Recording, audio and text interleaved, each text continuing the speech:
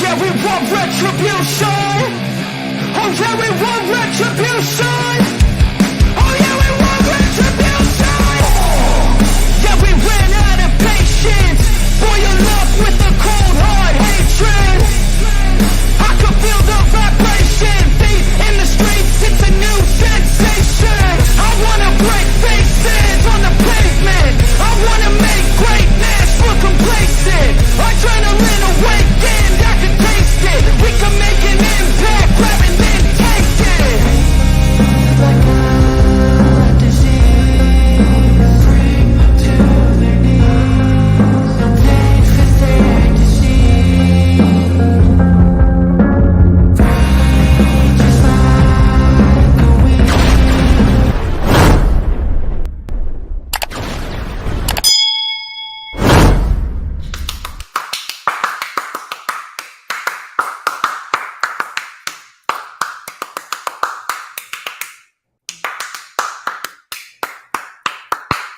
Ladies and gentlemen, I'm the one and only DJ Storms, and I would like to welcome each and every single one of you back here to a very special edition Sunday stream, streaming live on 4 different platforms across 1, 2, 3, 4, 5, 6, 7, 8 different accounts, rocking and rolling, getting down to the nitty and the gritty. On the 7th day, God rested, because DJ Storm said, don't worry, big guy, I got this. As of course, you already know who I am, Mr. Controversy, and the operator of the best damn Twitter handle known to mankind. And this is the official rewind for WWE SummerSlam 2023, which of course streamed live on the Peacock, that is. Get your mind out of the gutter, you absolute disgusting savages. Live on Peacock from Detroit, Michigan, starting at 8 p.m. Eastern Time. And I was over at Pub 46 with the Wrestling Express peeps, including Tommy McGrogan and Warren and Jess. We had a fun time over there. Great to see everyone. Greatly appreciate the hospitality. Cannot wait to be back with the Wrestling Express peeps for the Royal Rumble 2024. It is going to be fun. It is going to be great, as per usual. Shout out to Tommy McGrogan for putting it all together, and thank you very much for the invite. But that was then, this is now, and now it is time to continue the oh-so-glorious Summer of Storms 2023 party, because we are going to review everything that went down from Detroit in Ford Field.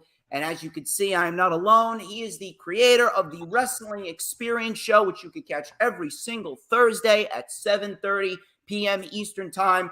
DJ Storm's Posse member, lifelong wrestling fan, and more importantly, he's my day one A1, my second in command, the man where if you don't have to answer to me, then you got to answer to him. And trust me, you don't want to answer to him when he's in a bad mood. Please help me welcome back here to the stream, to the rewind, once again, Mr. Earl Cole. How are you, my friend? Oh, DJ Storms, thank you so much. You know something, folks? It's time to have fun in the summertime. And ladies and gentlemen, this is the reason why I got the shades on, ladies and gentlemen, because the sun is out. We're going to have fun. The future is so bright. I'm wearing shades, ladies and gentlemen. And for most of you who don't know who I am, here's my now with the hottest show in the universe, the Wrestling Experience, with your host, Earl Cole. Acknowledge me. Coming at you with all the dope shit, freshest WWE content, and also the AEW. You are now watching The Experience, the Wrestling Experience. Now with your host, Earl Cole.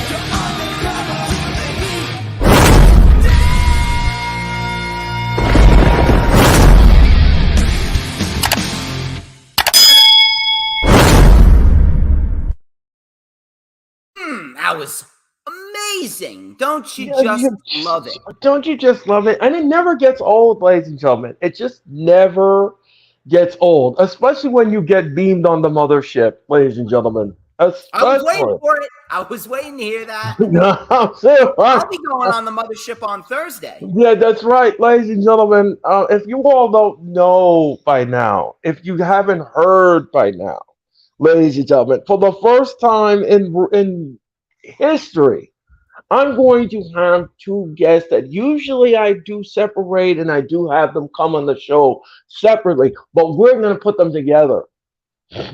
We're going to put them together, ladies and gentlemen, like peaches and cream, ladies and gentlemen. Yes. DJ Storms and Mr. Mitch Koski will be coming on the Wrestling Experience this Thursday, ladies and gentlemen, for the first time ever. And yes, ladies and gentlemen, we're going to have fun on the mothership because, ladies and gentlemen, we're going to rewind Dynamite, ladies and gentlemen. We're going to rewind Dynamite. And then, ladies and gentlemen, we're going to give you our final thoughts on SummerSlam. So all of that and so much more on the Wrestling Experience this Thursday. But, ladies and gentlemen, I am so glad to be here today on DJ Storm's channel, ladies and gentlemen. When he called me and he asked me to do this rewind, ladies and gentlemen, it was a no-brainer. It is a no-brainer, ladies and gentlemen, because you know why? This gentleman right here, ladies and gentlemen, is fabulous. He's hot. The brand is hot. The audience is hot. And what better way? What better way that I could have to come on this show, ladies and gentlemen, and give you the analytics that you deserve and you want from the two of us, ladies and gentlemen, because we're going to give it to you like we will, if you will, ladies and gentlemen, if you will. So, ladies and gentlemen, sit back and strap in because we're going to talk about SummerSlam 2023, which, ladies and gentlemen, was in Ford Field last night in front of 59,000 people, ladies and gentlemen. And yes, ladies and gentlemen, some of the booking was a little head scratching. Some of it was a little head scratching, ladies and gentlemen. I do admit it was a little head scratcher, but it was a decent show. It wasn't bad. It wasn't bad. Just little things here and there that needed to be tweaked. But other than that, ladies and gentlemen, I had fun doing the watch party. I want to thank you all for the views. It was fantastic. I want to thank everyone who tuned in last night. We had a lot of fun. And there's only one thing I could say, DJ Storms. Again, I want to thank you for inviting me on to your mothership.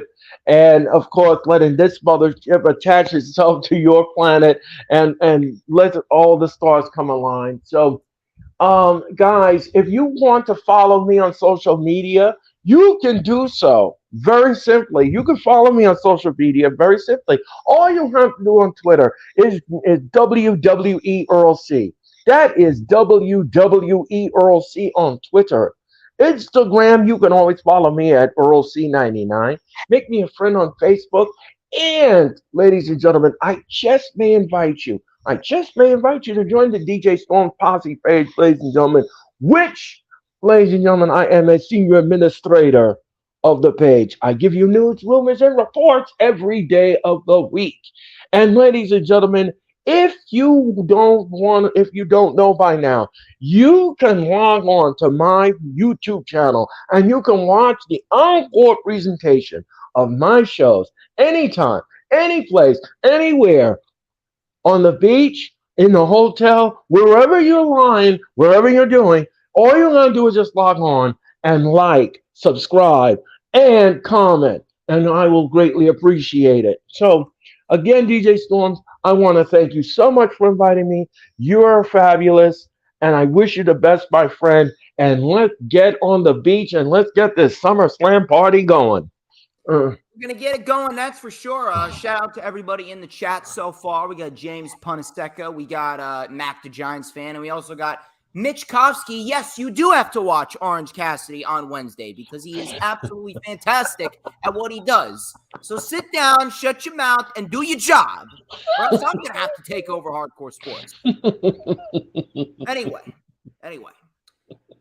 Like you said, it wasn't a bad show, but one thing that has definitely reared its ugly head, it wasn't very obvious at Money in the Bank. It started to showcase a little bit at Money in the Bank, and it was really, really apparent at SummerSlam. WWE is relying way too much on their premium live events, and they are just completely neglecting their weekly shows as if that wasn't already obvious. But that laziness and that neglect and that just lack of care, it's really starting to have an effect on the premium live events.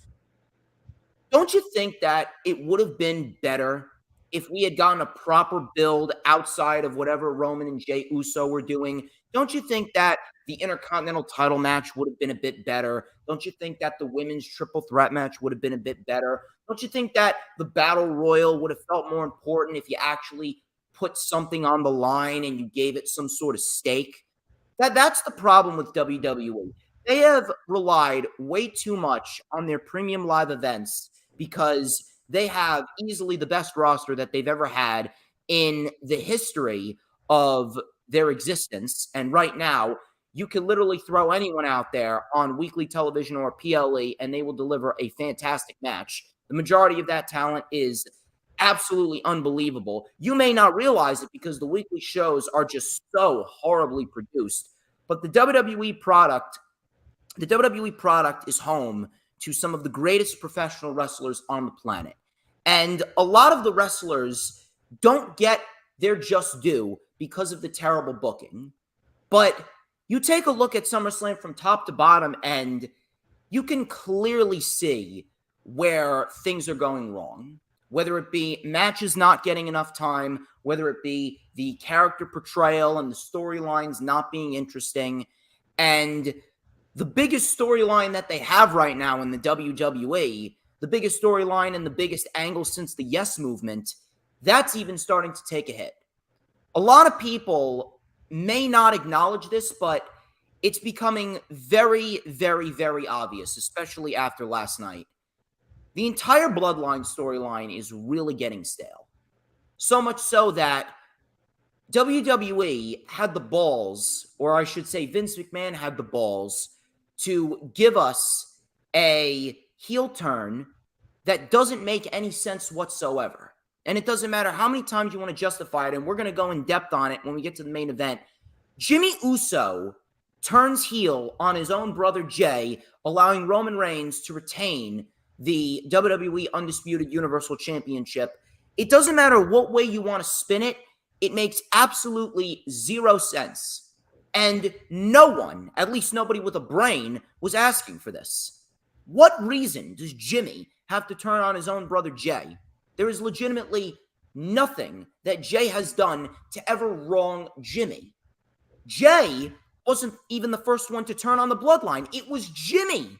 Jimmy was the one to pull the trigger and super kick Roman and say, screw this. He was the one that freed Jey Uso of Roman Reigns' manipulation. He was always the one that revolted against Roman, even back during the final days of the Thunderdome era when Jimmy Uso returned from injury after WrestleMania 37. Jimmy Uso was always the guy that pushed back a little bit. And Jey Uso, he was the guy that fell in line because he had no choice. What reason does Jimmy Uso have to turn on Jey? Is he jealous? Jimmy can't be this stupid to be jealous of Jey, because if you guys paid attention, Jey Uso is not fighting Roman Reigns for the title of the Tribal Chief and the Undisputed Universal Championship because he wants it. Jey Uso has said he doesn't want to be the Tribal Chief. Both of them, both Usos, elected for Solo to be the new Tribal Chief. Jey Uso was merely doing this to avenge Jimmy. Jey was doing this to get revenge on Roman Reigns for what him and Solo did to Jimmy Uso following Money in the Bank and following the fact that Roman Reigns was pinned at Money in the Bank. So how could Jey Uso turn on his own brother? Yeah, it didn't make sense. No sense. It really doesn't. It I'm sorry to didn't make interrupt you, sense. but that combined with the fact that WWE and the lack of storytelling, the lack of storylines, the lack of severity, the lack of urgency on their weekly television program, it is really causing the premium live events to suffer. You can only put forth good premium live events for so long. At some point, people are going to start asking for more substance. And WWE, they really need to make a change, and they need to make a change ASAP. Because as of right now, if they continue on the path that they're continuing on, the premium live events are ultimately going to start suffering, and people will lose interest in the premium live events just like they've lost interest in the weekly shows. You can tout about all this money, about the ratings, about the stocks, about the Endeavor sale. You could tout about the social media engagement. It means absolutely nothing. At the end of the day, money and ratings and stocks and statistics and analytics will never justify bad television, objectively bad television. And if you do not understand that, if you're going to continue to push forth this narrative of money and analytics and statistics and stocks, I'm going to need you to get your ass up and walk right out that door, because we do not need you, and we do not need that stupidity infiltrating our wrestling fandom. Because at the end of the day, we are fans, and the only thing that matters is the quality of the television show. But Mr. Cole, I want to hand it over to you. What were your thoughts on this overall show, and what does WWE need to do? Like, is it really starting to hit people now that Roman Reigns and the Bloodline storyline is becoming stale and Cody Rhodes should have won at WrestleMania? Is it really starting to hit people now that the premium live events, they can only do so much? Here's the thing. I'm going to dice. But first of all, that was some great analytics by you, by the way. Here's the thing. Last night, let me just pick apart everything that you said. I'm just going to put it together, and then I'm going to put it together for everybody. Last night, ladies and gentlemen, the main event. All right, let's just talk about this for a second. First of all, the ending to the last night's main event made no sense, as DJ Storm says, and I agree with it wholeheartedly. I agree with the assessment. First of all, you had Jimmy and Jay turn on Roman and says, we're not going to be manipulated anymore. We're not going to do this anymore. We're not doing this. So it culminated into Money in the Bank, where after 3 years, Roman gets pinned. Okay? So you had all that culmination. You had all that momentum going on the side. Now, I understand that he was not supposed to win the title. I understand that people would have been upset if the title changed, whatever. But you could have done a better ending than what you got last night. Last night felt lazy. It just felt like you just couldn't come up with something, so you just decided, oh well, we're just gonna go with this and roll with it. And again, like I said before, and I'll say it again, I was right when I said it. I knew that they were going to use shenanigans. I knew they were going to use shenanigans for him to retain the title. It is obvious that they like using shenanigans. And I hate shenanigans in matches. It ruins the mystique of the person. It ruins the title history. It stains the person who's holding the title. And I hate the shenanigans. It made no sense last night what happened. It made absolute, so everything that you did up until that point was a waste of time. It's wasted competitive at this rate. It was a waste of time. Why did you even bother having them turn on Roman if this is what you were going to do? It was a waste. It was a waste. Total waste of time. And I hate the WWE. They're so freaking lazy when it comes to their booking. It's just like you want to just bang your head against the walls. Like, why can't you come up with a better ending than what you got? Like, and again, last night at SummerSlam, again, they keep ruining matches that are so good with dumb endings. Why do you keep doing that? Why do you keep doing that? Why do you keep going to the closet and taking out old mothballed clothes for everybody to wear? Why can't you do something fresh and something innovative? Why can't you do that? Why is it when WWE has something good, they always manage to throw in some overbooking shenanigans and they screw it up. Yes. And last night And that's not fair. That's not fair to the talent. No, it's not. And it's not fair to the fans either. Why do you keep doing what you're doing to the talent, to the fan base, to everybody? Why do you keep ruining things? Why can't you just have something win clean? What is so wrong with that? Why is that so wrong? Tell me.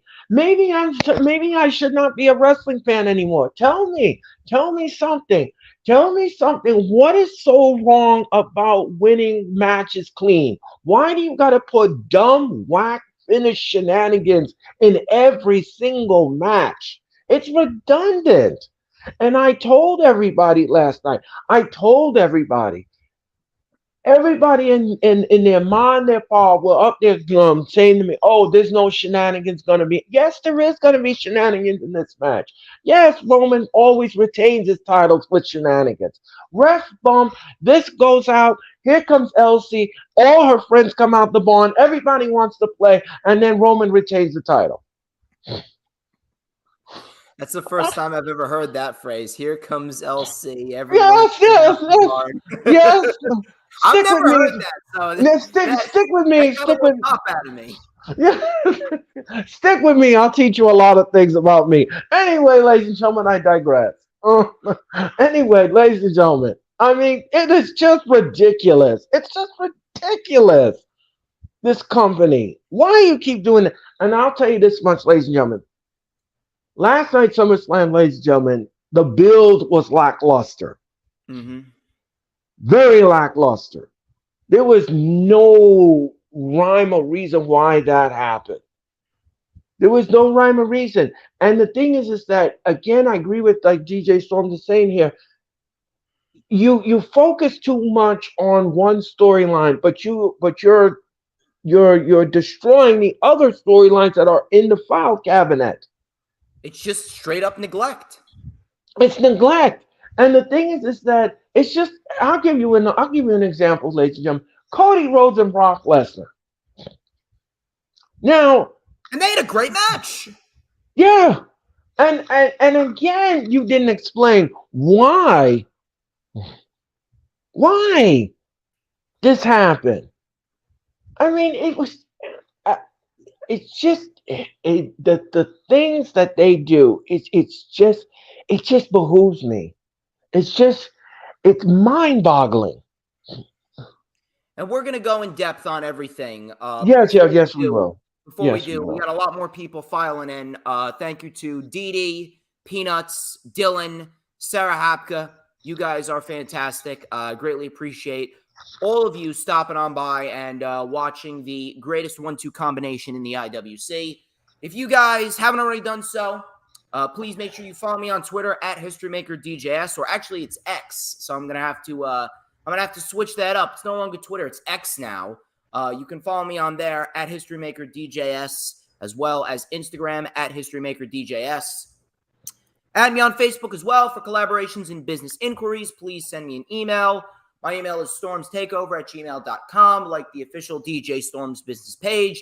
And I may just send you an invite to join the official DJ Storms Posse group on Facebook, which Earl is a senior administration member on. Please make sure you follow all of Hardcore Sports social media links. They're all in the description. We're looking to be the #1 brand in all of sports analytics. My watch hours are going up like, I swear to God, my watch hours are getting higher than Machine Gun Kelly, because we all know that he's a pothead.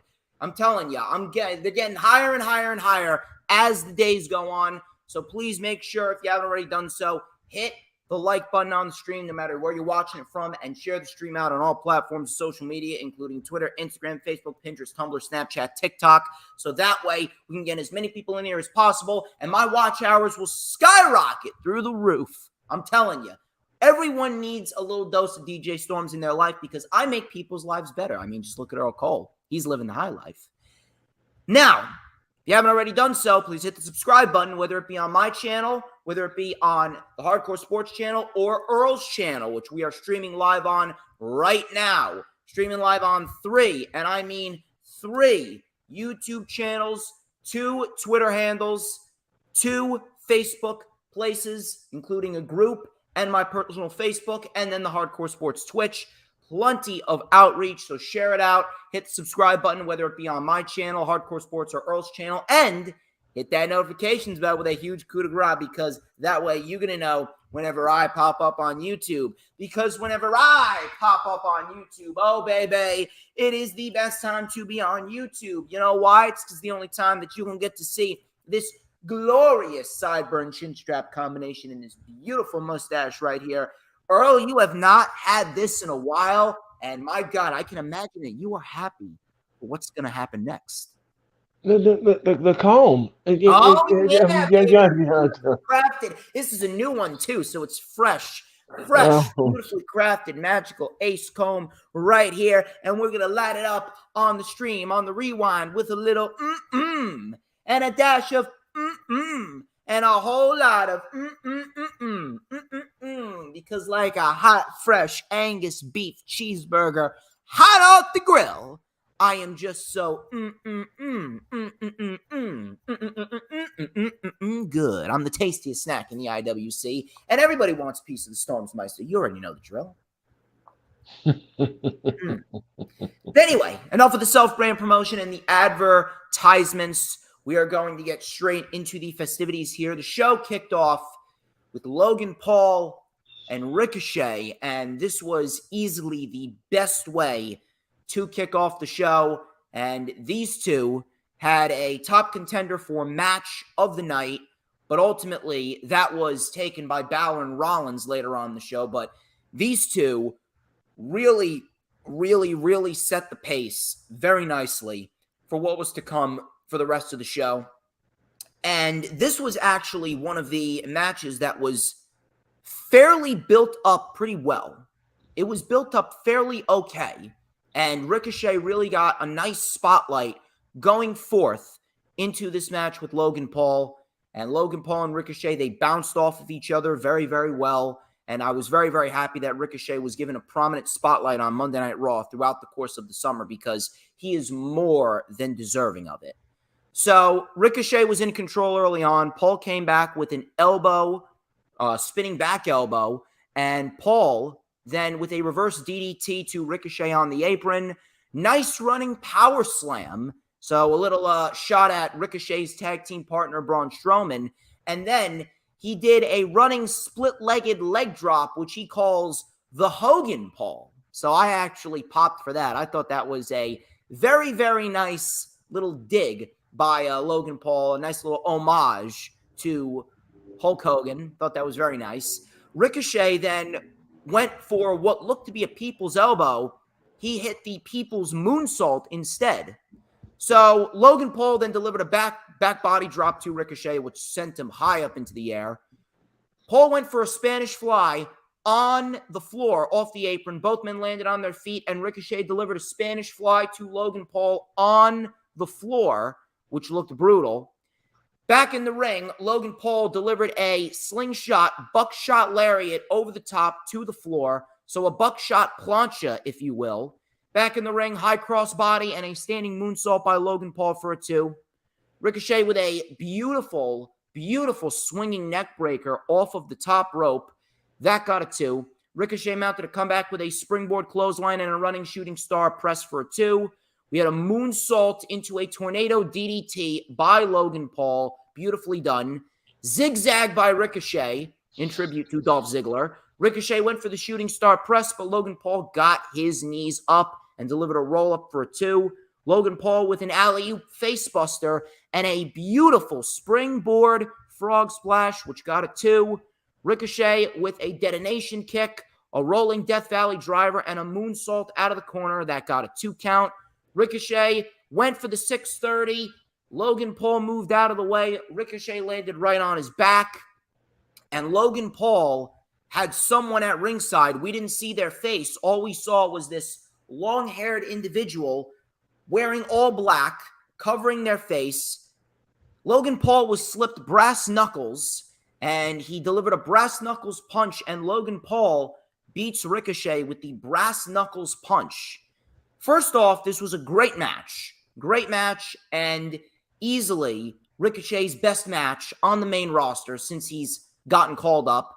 And Logan Paul, listen, Logan Paul, he has put on great matches with everyone. He's put on great matches with Seth Rollins, with Roman Reigns. He brought The Miz to The Miz's best match in WWE since The Miz's best match against Dolph Ziggler at No Mercy 2016. If Logan Paul can bring The Miz to Miz's best match in 6 years, that should go to show you that Logan Paul is absolutely fantastic. And I mean absolutely fantastic at what he does. Now, this match, it could have swung either way. It really could have swung either way. They could have given it to Ricochet because Logan Paul did stand tall on the go-home show, or they could have given it to Logan Paul because Logan Paul, the last 4 big matches that he's had, Roman Reigns, the Royal Rumble, Seth Rollins, and Money in the Bank, he's lost every single one of them. So it would have kind of made sense for Logan Paul to get a win, which he did, but that ending was very, very lame. We have seen the brass knuckles and that brass knuckles punch just get overexposed by way too many heels. If anything, you could have done what you did in the Cody Rhodes-Brock Lesnar match, and you could have used the exposed turnbuckle. That would have been better if the turnbuckle came off and Ricochet went to dive at Logan Paul and Ricochet went into the exposed turnbuckle and that led Logan Paul to get the victory. That would have been a lot better. That would have been a lot more acceptable. That would have been a lot more tolerable. But the brass knuckles, it's very, very, very overdone. So I don't really understand why they had to go with the brass knuckles. Now, will it result in another match? Possibly. And if I'm going to be quite honest with you, I would do another match. I would make this a hat trick of matches. I would have Ricochet win the second match, if you want to do it at Payback, and then he could do the final match with Logan Paul at Fastlane before Logan Paul takes a hiatus. Or maybe they do it again in Saudi Arabia, because we all know that the Saudi Arabian prince, he wants Logan Paul. He's very popular down in Saudi Arabia. And on top of that, if Roman Reigns is not going to be involved with Fastlane or Payback at all, and he's not going to defend the title until the Saudi Arabian show, it would only make sense for them to get another big program on the shows, on those undercard pay-per-views. And Logan Paul and Ricochet, based on what they've been doing, that is a solid program that they could put out there. So I don't mind if they're going to do another match, but that ending, very, very lame. An exposed turnbuckle would have been just as effective, if not even more effective, and it would have protected Ricochet even more than the brass knuckles. So great match, probably the second best match on the show, but the ending could have been done a lot better. Still a great match, and Logan Paul gets the win, and I really do hope that Ricochet is going to continue to be featured very prominently on WWE television. But Mr. Earl Cole, the floor is yours. You took every word out of my mouth. I'm sorry, man. This is what I bring to the table. This is what I do. I'll tell you this much, ladies and gentlemen. I'll tell you this much. The match was fine. The match was solid. The match was good. I like the way the chemistry in the ring was. I like the athleticism in the ring. And I'll tell you this much. I'm not a Logan Paul fan, but I'll tell you this much, ladies and gentlemen. I respect everything this man has done in the ring. He keeps improving on his wrestling, and he keeps performing at the best that he can possibly do. And I love it. I absolutely love it. I absolutely love it. And I like the match. The match was fun. But again, like I said before, the ending was whack. The ending was whack. And again, this is the problem that I have with the WWE. Why is it? Here's a question I want to know. Why is it every time that when something is good and you're on the cusp of getting something, accolades and everything else, you ruin it with a dumb finish? And then everybody starts hating on it because it's overshadowed. Everything else gets overshadowed because of the whack booking. I don't understand. I don't get it. I don't get it. The match was fine. I think Logan Paul should have won cleanly. That is just my opinion. I don't think he should have used the brass knuckles at all. I think what DJ Storm said, it was correct. If they would have fought in the corner and then he accidentally ripped the cover off the turnbuckle pad, or he kicked the ropes and his back fell on top of the exposed turnbuckle and he rolled him up, that would have been acceptable. That would have been fine. I wouldn't have had no issues with that. But again, with the brass knuckles and the Ric Flair thing and putting it in your tights and knocking it's just so it's so lame. It's lame. It's just so lazy. It's just like you don't. It's just like trying to move the couch from one end to the room to the other. You don't want to do it, so you just do it halfway. And it's that's it. That's as much energy I got today.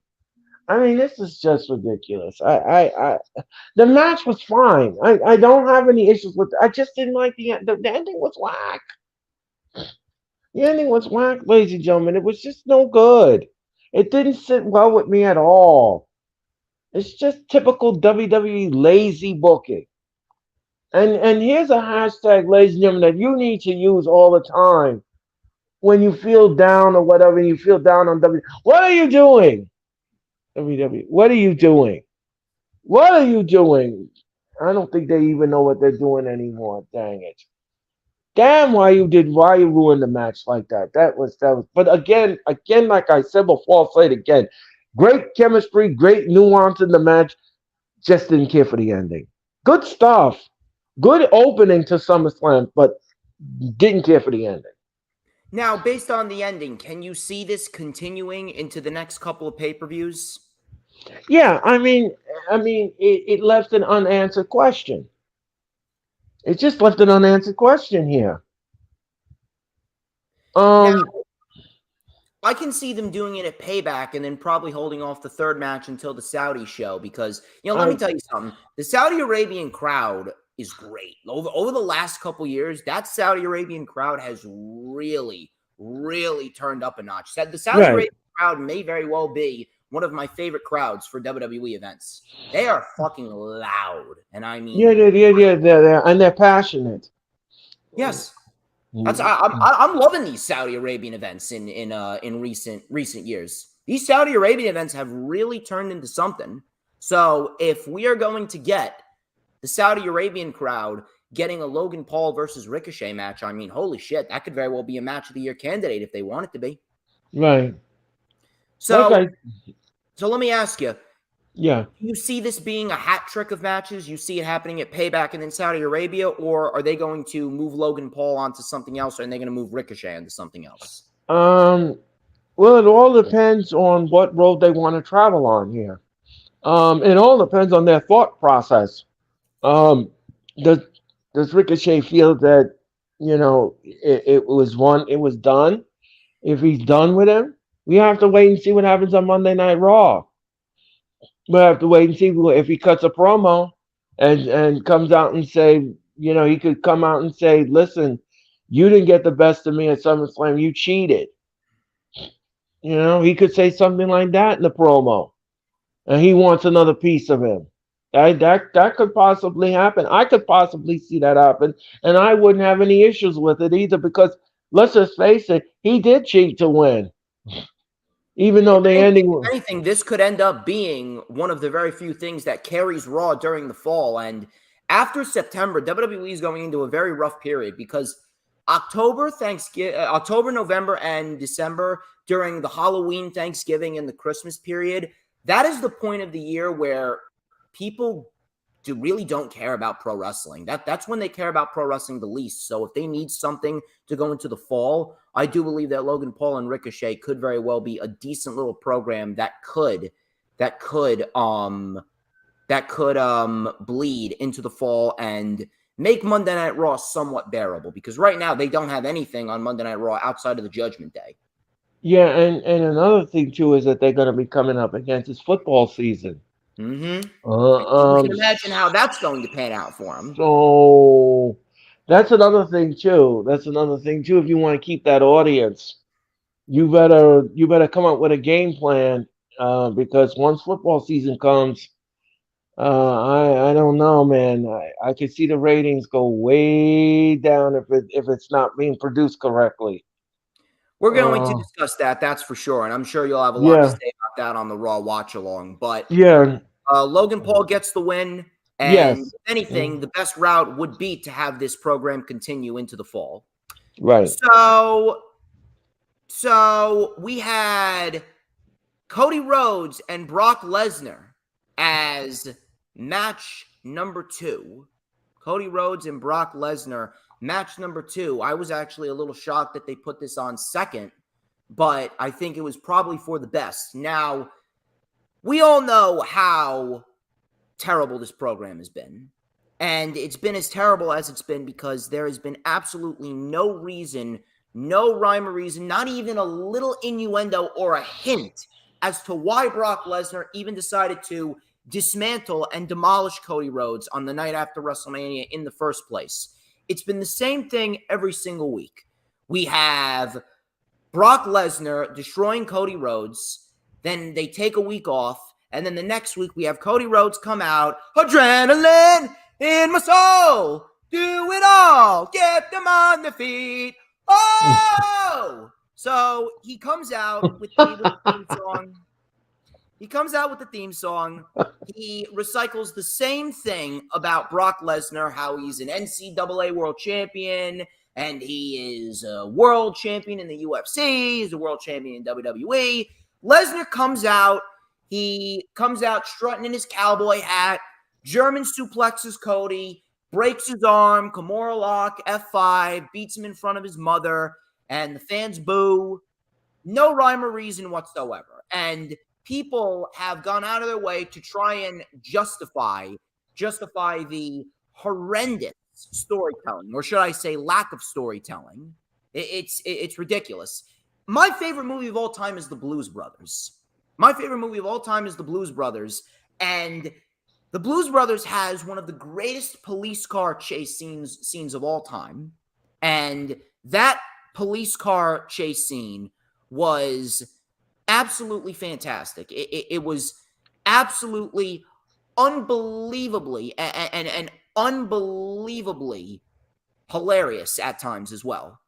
And how would you feel? How would I feel if I was watching this police car chase and I would not even know why, and I mean why, the police are chasing Jake and Elwood? Jake and Elwood are trying to get money to pay the taxes for the St. Helena of the Blessed Shroud orphanage, which is the orphanage that raised them, so that way the orphanage does not go under and all the children are thrown on the streets. So they're trying to get to Chicago to pay the taxes. The police are chasing them because they got themselves into some trouble.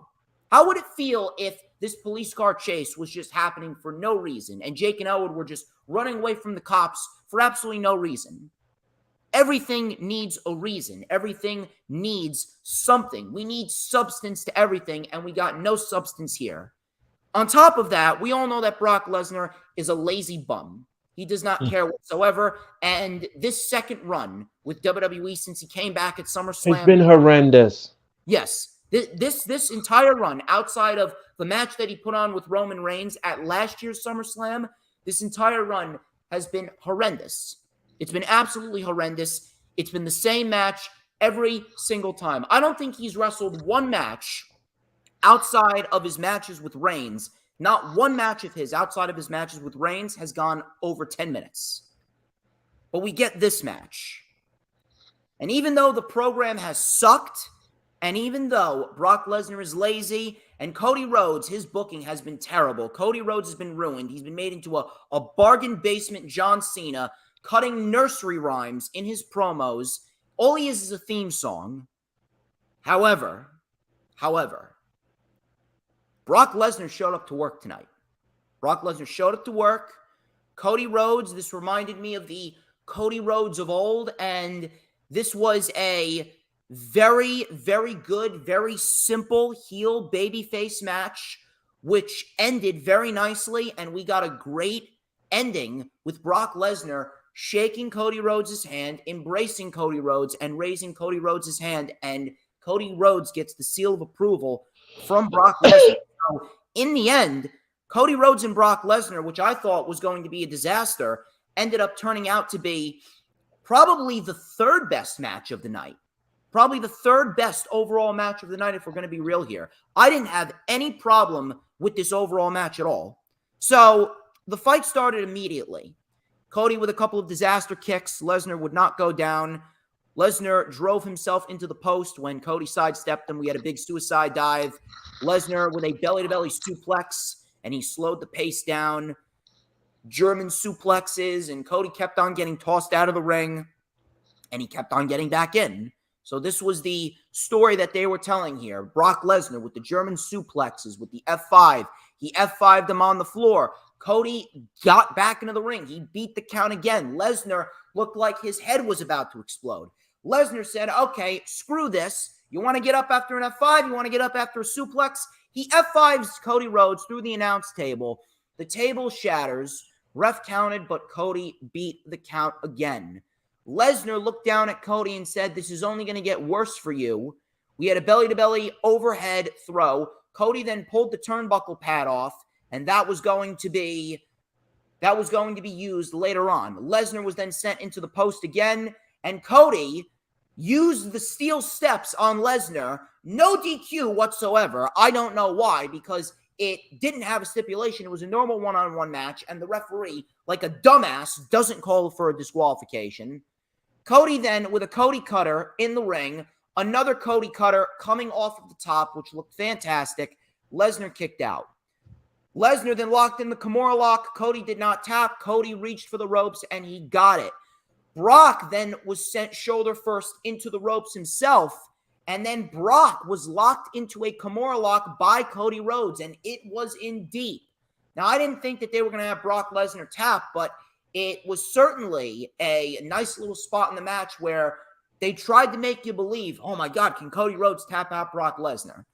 Lesnar powered out of it. Lesnar then went for the F5, but his shoulder gave way. Rhodes with a crossroads. He held on a second one. He held on and a third one, and Brock Lesnar's shorts completely ripped. So Brock Lesnar, the crossroads was just so devastating that Brock Lesnar ripped his pants. I was waiting for SpongeBob to come in and start singing, "When I Ripped My Pants." So with 3 consecutive crossroads, and Cody Rhodes pins Brock Lesnar 1, 2, 3. And finally, after 4 months of nonsense, after 4 months of complete garbage, after 4 months of German suplexes and F5s and nursery rhymes and O's, finally, we get a decent match. A decent match out of these two. The best match of the entire feud, and easily Lesnar's best match since the match with Roman 1 year ago at last year's SummerSlam, and Cody Rhodes' best match since the match with Roman at WrestleMania. Finally, Lesnar and Cody give us something of substance, and afterwards, after this great match, after the right winner, Lesnar went forehead to forehead with Cody. He shook his hand, he embraced him, and he raised Cody Rhodes' arm for the audience and gave him one final handshake before walking out. So it seems as though now Cody Rhodes has the seal of approval from Brock Lesnar, and finally, after 4 months of nonsense, it finally felt like I was watching the Cody Rhodes before WrestleMania.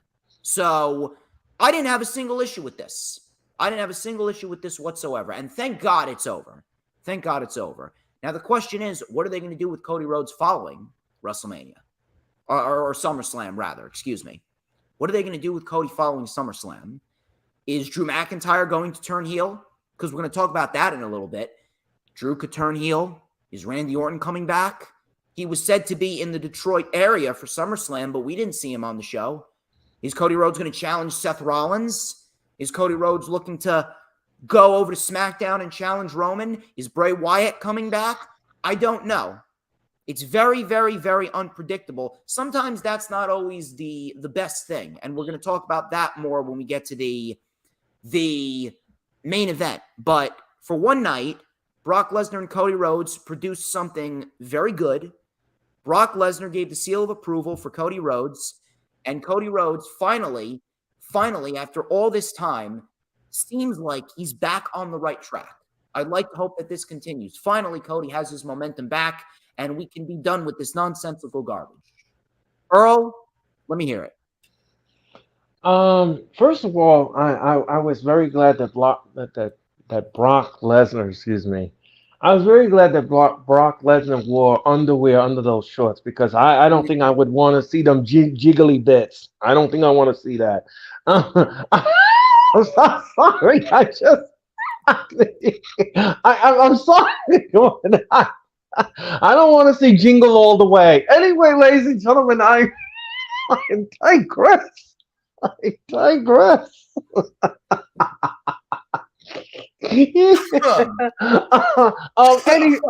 Anyway, ladies and gentlemen, anyway, had to clutch my prayer cloth. Anyway, ladies and gentlemen.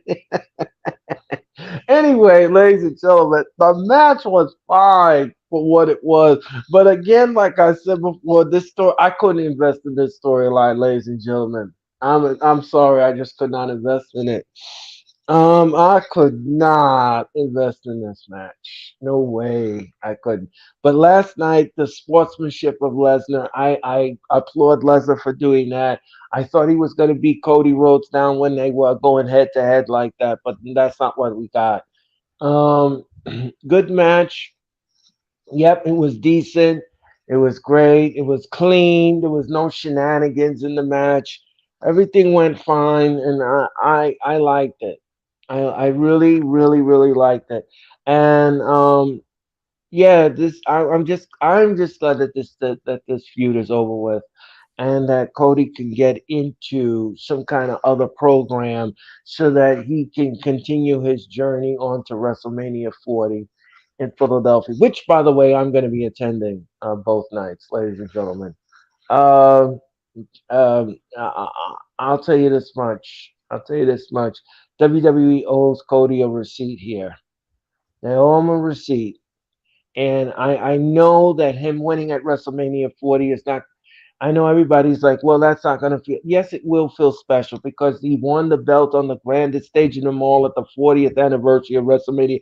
That's special and enough, ladies and gentlemen. And I was just glad that this feud is over with because I could not get invested in it. I mean, even on the Go Home show on Raw, they did give you a little explanation, but I thought that the explanation that they gave was a little weak, in my opinion. And They did. I missed it. yeah, well, he came out and he talked about, his resume and how he gets paid to beat up people and all of that. So that kind of like solidified like exactly why he was doing what he was doing. But it was a weak answer. It was very weak. And at that point, it was just really too late at that point for us to even, for me, not for anybody else, but for me, it just was just too late for me to be invested in it. So I like the match. I like the match. I thought the match was great. I thought the match was good. Great chemistry, great nuance in the ring. Lesnar looked like a beast as always. But let me tell you all something. Like DJ Storm says, his run in the WWE has been horrendous. It's been horrendous. Since returning, we have gotten now two matches to actually sink our teeth into. So if you're asking me what happens following this, I would honestly pay Brock Lesnar to sit out the rest of his contract. Yeah, I would. Supposedly, he's advertised for payback. But then again, WWE has advertised people for shows, and then they don't end up showing up whatsoever. So right, what happens there. But I don't really have any interest in seeing Brock Lesnar fight anybody else. The only other individual that could possibly give Brock Lesnar a decent match, maybe a Gunther. If we get this Brock Lesnar against Gunther, I have no issue with that. I have no issue with that whatsoever. But then again, I don't know. Is Brock Lesnar going to put the same effort into this match with Cody Rhodes as he could do with Gunther? Is he going to put the same effort into a match with Gunther as he did with Cody Rhodes here at SummerSlam? That's a good question because, as I said before, I'll say it again, ladies and gentlemen, his run in the WWE has been horrendous. All the guy does, ladies and gentlemen, is give you an M5, a suplex, a Kimura lock, and that's it. And the audience files out, and that's it. That's all he's got in this league. He doesn't have anything else in his repertoire, ladies and gentlemen. He doesn't have anything in his repertoire. So I don't know. I don't know what's gonna happen here.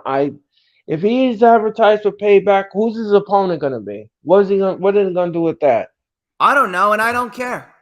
Right. And another thing too is, ladies and gentlemen, another thing is, are they really gonna invest their time in telling us why this has happened? No. No. No. No. No. No. No. So why should I care? Why should I care who Brock Lesnar's opponent is next? I don't care. I don't. Well, we'll have to wait and see. But as far as right now, Cody Rhodes and Brock Lesnar, their paths following SummerSlam are unclear. I don't care what Brock Lesnar does. I just hope that they give us something of substance with Cody, because he really needs to gain his momentum back. Should have never lost at WrestleMania. He should be the world champion right now. Moving on here, we got the Slim Jim SummerSlam Battle Royale. A lot of participants in this match. It was U.S. champion Austin Theory, the Brawling Brutes, Santos Escobar, Austin Theory, like I said. We also had LA Knight, Bronson Reed, Shinsuke Nakamura, Tommaso Ciampa, AJ Styles, Karrion Kross. And what a waste of talent. I didn't really have high expectations. I mean, I figured it would be somewhat decent considering that there's a lot of good talent in here. But WWE, like they usually do, they always need to bring the fans on the verge of a heart attack. And MVP came out and he introduced Omos. We had Omos making his first appearance on WWE television since Backlash when he lost to Seth Rollins. And we had to deal with we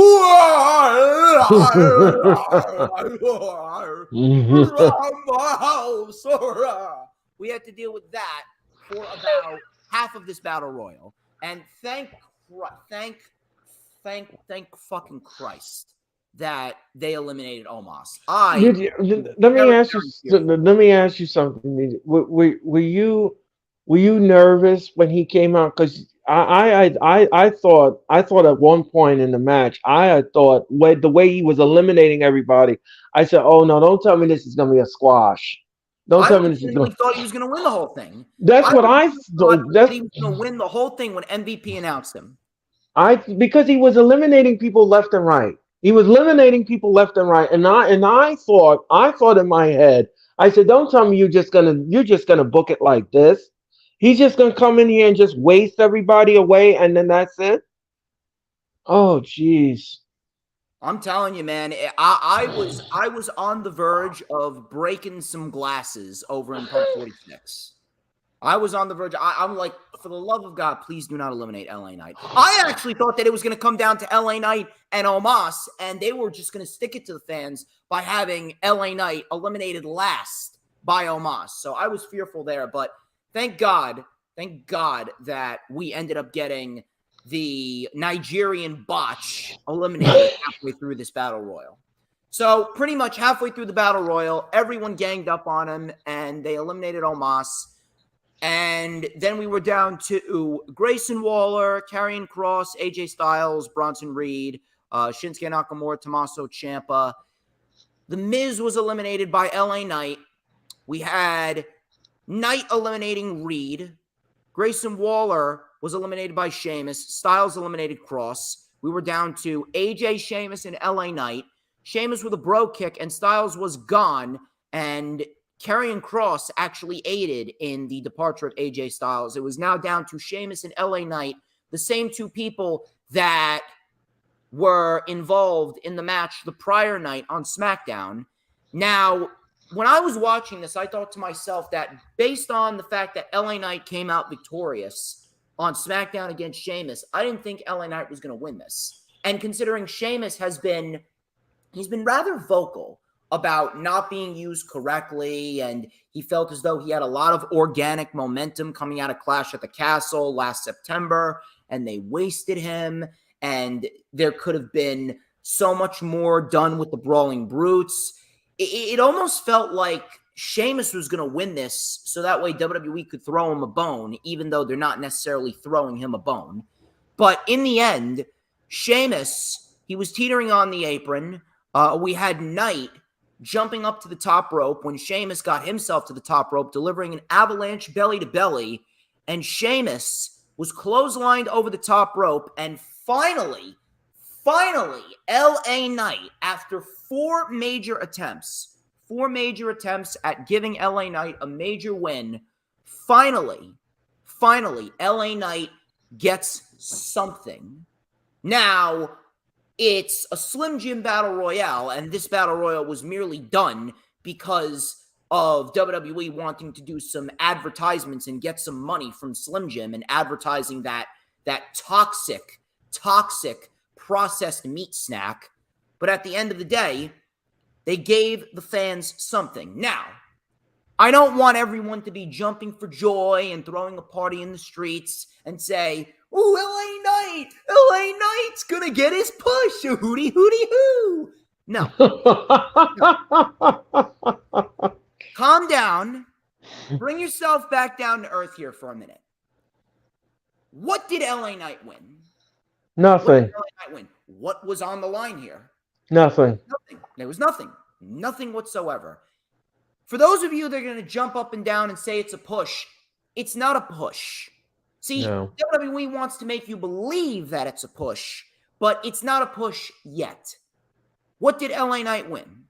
LA Nothing. Knight didn't win anything. All this was an advertisement match, and they gave it to LA Knight because at the end of the day, the match meant nothing. It was a 12-minute battle royale. It was a fine battle royal. It wasn't over the top. It wasn't horrible. But at the end of the day, it was a meaningless battle royal, and it would be no skin off of WWE's nose whatsoever if LA Knight was to win, because ultimately he won nothing.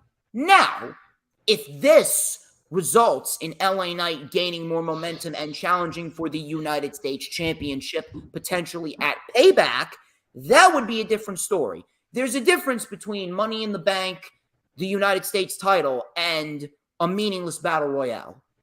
WWE, secretly, they hate their fan base, and they do not want to push LA Knight because LA Knight got over on his own. He did not get over with the help of the WWE machine. And when WWE sees someone that gets over on their own without their influence, they look to punish said individual, and they look to make sure that that individual's momentum fades away into nothing. They've done it with so many people. Most recent example, they did it with Rusev, when Rusev was over as hell towards the end of 2017, beginning of 2018. LA Knight finally won a major match on a major pay-per-view, even though there was nothing major on the line. Now, if this was for the number one contendership of the United States or the Intercontinental Championship, that would be a different story. That would be a much different story, but it wasn't. So the push is not in effect. The push is not in effect whatsoever. If he challenges for the United States title and he wins the U.S. title, I will happily admit that I am wrong. But as of right now, there is no reason to jump for joy whatsoever. All this was an advertisement battle royal, a fine battle royal, but it was nothing more than an advertisement match with no stakes whatsoever. So WWE just figured, let's just give it to LA Knight, because at the end of the day, he wins nothing. We're not pushing LA Knight. This isn't a push whatsoever. He's not going to factor into anything. Give him the battle royal win, and let's give these idiotic fans, because that's what WWE sees their fan base as, idiots. Let's give these morons something to get hyped up about. But the crowd popped big. And I'd like to hope that this is somewhat of a start for LA Knight's push, because the push is not in effect yet. When he wins the U.S. title, then I'll be singing a different tune. But they gave us a heart attack slightly with Omos in this match, but in the end, this was the right decision, and they gave us a win from LA Knight that we have been desiring for many, many months now. And that was pretty much that. I'd like to hope that bigger things are to come for LA Knight in the future. Mr. Earl Cole, what say you? the battle royal, ladies and gentlemen. First of all, here's the thing that I don't understand. I again with this lazy whack company. Yeah, no. I don't understand something here. Why do you book things that make no sense? Why do you do that? Why do you book things that make no sense? Now, this battle royal was okay for what it was, but to be honest with you, there's no stipulation to it. So, what was the purpose of it? Just to advertise some gross beef stick? I mean, really? I don't get it. I don't get it at all. I mean, what should have happened in this battle royal and what you should have booked was the person that won the battle royal and number one contendership for the U.S. title, or or a number one contendership for the Intercontinental title. That should And have you been know what would have done. been great? You know what would have been great? If we had both brands in it, you can make it unpredictable, make it like the Rumble, and you can have the winner, no matter if he's on Raw or SmackDown, you can have the winner choose whether he wants to fight Gunther or whether he wants to fight Austin Theory. That's And what I. it made it more unpredictable. Let's say Sheamus won the Battle Royal. He could have jumped ship to Raw to fight Gunther. Right. It would have been perfect. It would have been perfect. That's the way I would have booked it. Brilliantly, Jimmy. That's brilliant by you. That's brilliant. I would have booked it that way too. But this again, it's just this lazy whack ass booking. Like what? Like what are you doing? Like come on, this is a meaningless battle royal. And yes, I'm glad that LA Knight won. We all said that he was gonna win, and and everything else. But it's just no. Where's this? What direction are you trying to put him into now after he wins the battle? Because I'll tell you this much, listen, he can't come on television and cut a promo and talk about I won the Slim Jim battle. What for? What was the purpose of you doing that What do you want, a promo? lifetime supply of Slim Jim? I mean, He this won a was lifetime supply of beef sticks. Yeah, real good prize. um it's just like I don't know. I don't know. It's almost like a booby prize of let's make a deal. I mean, it was just ridiculous. It's absolutely ridiculous. This battle royal made no sense. But the match was fine. The only thing that I was scared about was Omos when he came out of that curtain and he started eliminating people left and right. And I said, no, no. I hope the WWE does not go in this direction and give it to Omos. Because as we all know, ladies and gentlemen, Omos is as green as goose shit. And you want to And know the crazy thing about it is on the press conference, the post SummerSlam press conference, Triple H goes, "Yeah, yeah, Vince McMahon is not in charge of the day-to-day operations." Really, he's not in charge of the day-to-day operations. Well, then why is it that when you were in charge from July to December of last year, why is it that Omos's WWE appearances can legitimately be counted on one hand? Meanwhile, here in 2023, he had a match at WrestleMania with Brock Lesnar. He had a match at Backlash with Rollins. And then after being off of television for 3 months, he comes in and he gets yet another match on the second biggest pay-per-view of the year. So let me get this straight. You got Omos. Omos legitimately has more pay-per-view appearances than LA Knight. You heard that correctly. He has more pay-per-view appearances than LA Knight. That right there is absolutely inexcusable. it's Absolutely. shameful. It is. It's shameful. Absolutely shameful. Why? Why? Well, it's certainly not because you're in charge, Hunter. It is absolutely unbelievable how people continuously, they just continuously hide the obvious. Just watch the goddamn show. We can tell what's Vince and what's not. Yeah, and Look at what again, happened in the next match following this. And we're going Right. to talk about that after I let Earl Cole finish up. No, I don't want to take too much of your time. You just, I just want to just say this one point. I just want to say this one point. You know, the WWE thinks that the fans are stupid. We're not stupid. Okay, we're not stupid. We see exactly what you, and I'm tired of Triple H trying to play this smoke and mirror crap with the fans. Stop doing that. Stop doing that. Stop doing that smoke and mirror crap.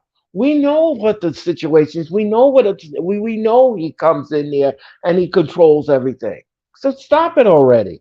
Enough with that garbage of that smoke and mirror bullshit. Enough.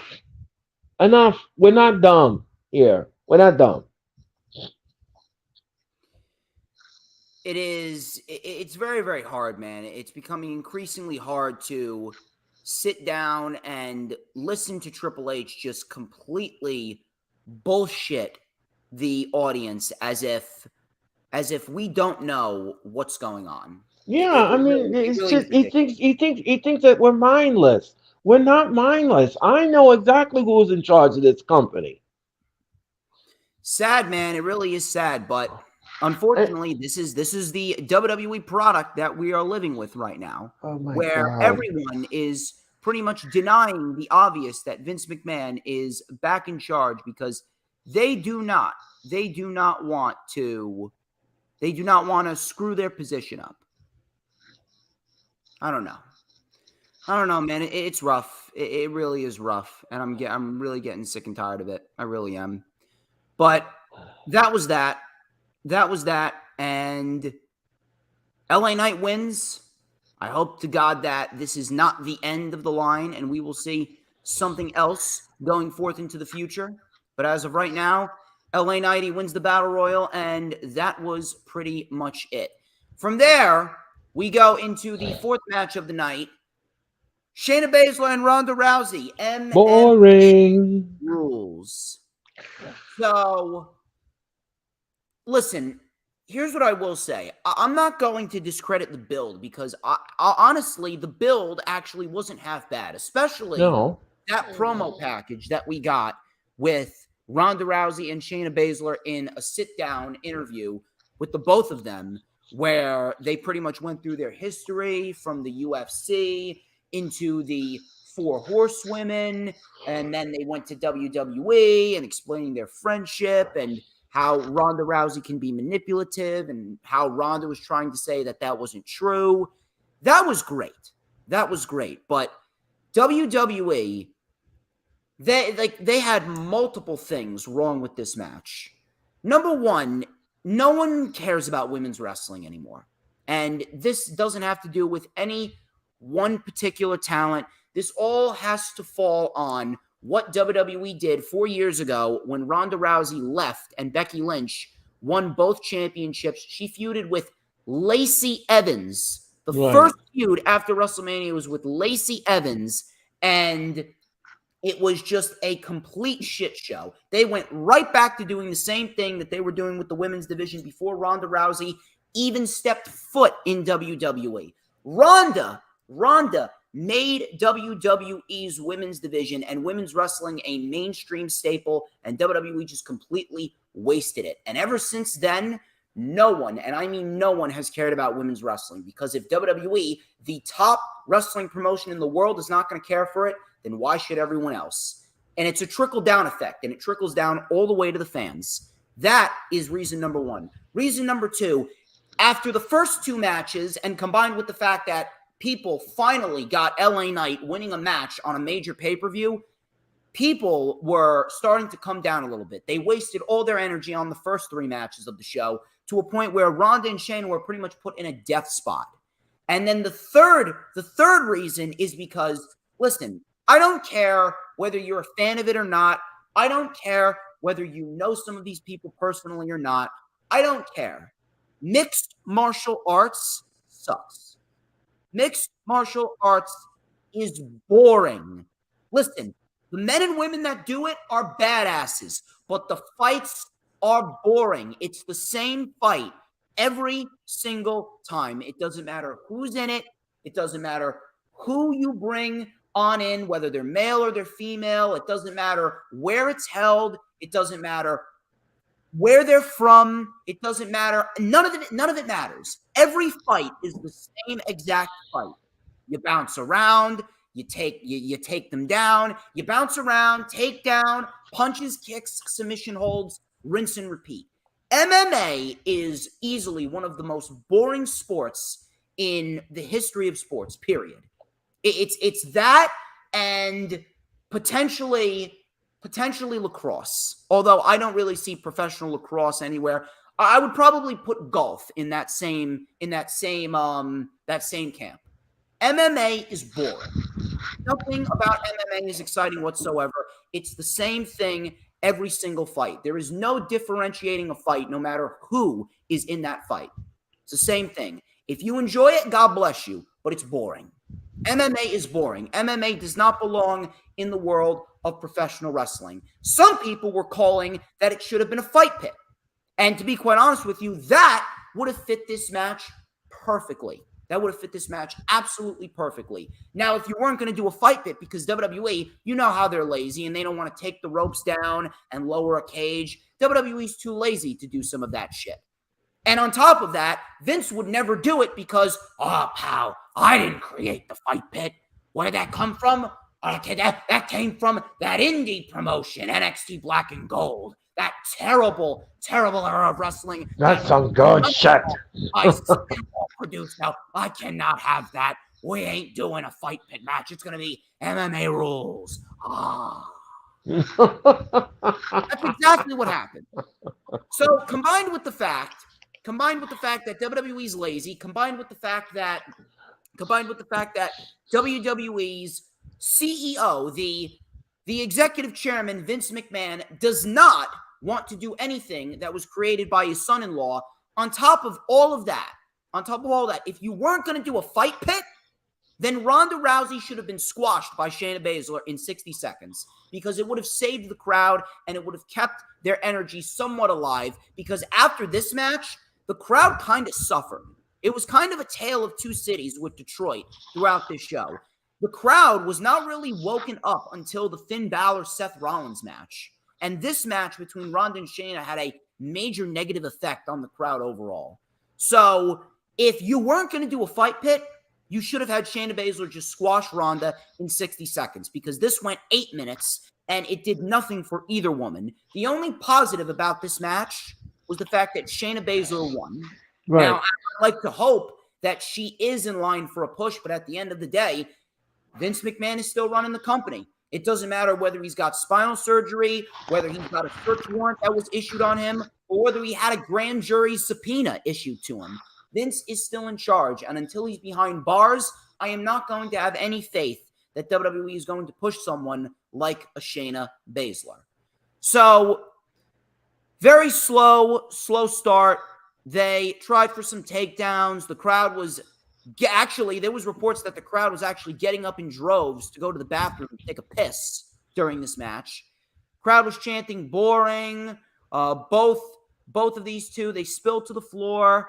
They tried for some submission holds. Very boring, like I said. The medics came out to check on Shayna Baszler. Ronda Rousey threw the doctors away. Shayna Baszler got back up. She locked in the Karafuda clutch, and Ronda Rousey passed out. An absolutely atrocious match, easily contender for worst match of the year, and Shayna Baszler wins. Worst match of the year. MMA absolutely sucks. MMA is a boring sport. This should have been a fight pit, or if it wasn't going to be a fight pit, Shayna should have squashed Ronda. The only other positive besides Shayna winning is the fact that this could be Ronda Rousey's last match in WWE. Good. Please leave. We will not miss you. You offer nothing to the division. And if anything, I would not have even put this match on the show. I would have put this match on a Monday Night Raw, and I would have given Rhea and Raquel the spot. Because listen, if you were only going to do 2 women's matches on the show, fine. But if you were going to give us this women's match, you were better off putting this match on Raw and putting Raquel and Rhea on SummerSlam instead, regardless of their lack of build. This was terrible. Shayna wins. Hopefully this means Ronda Rousey is donezo, because I cannot stand to even look at that woman. Earl, I know you got some stuff to say. Let me hear it, because after this, we will be halfway through the show.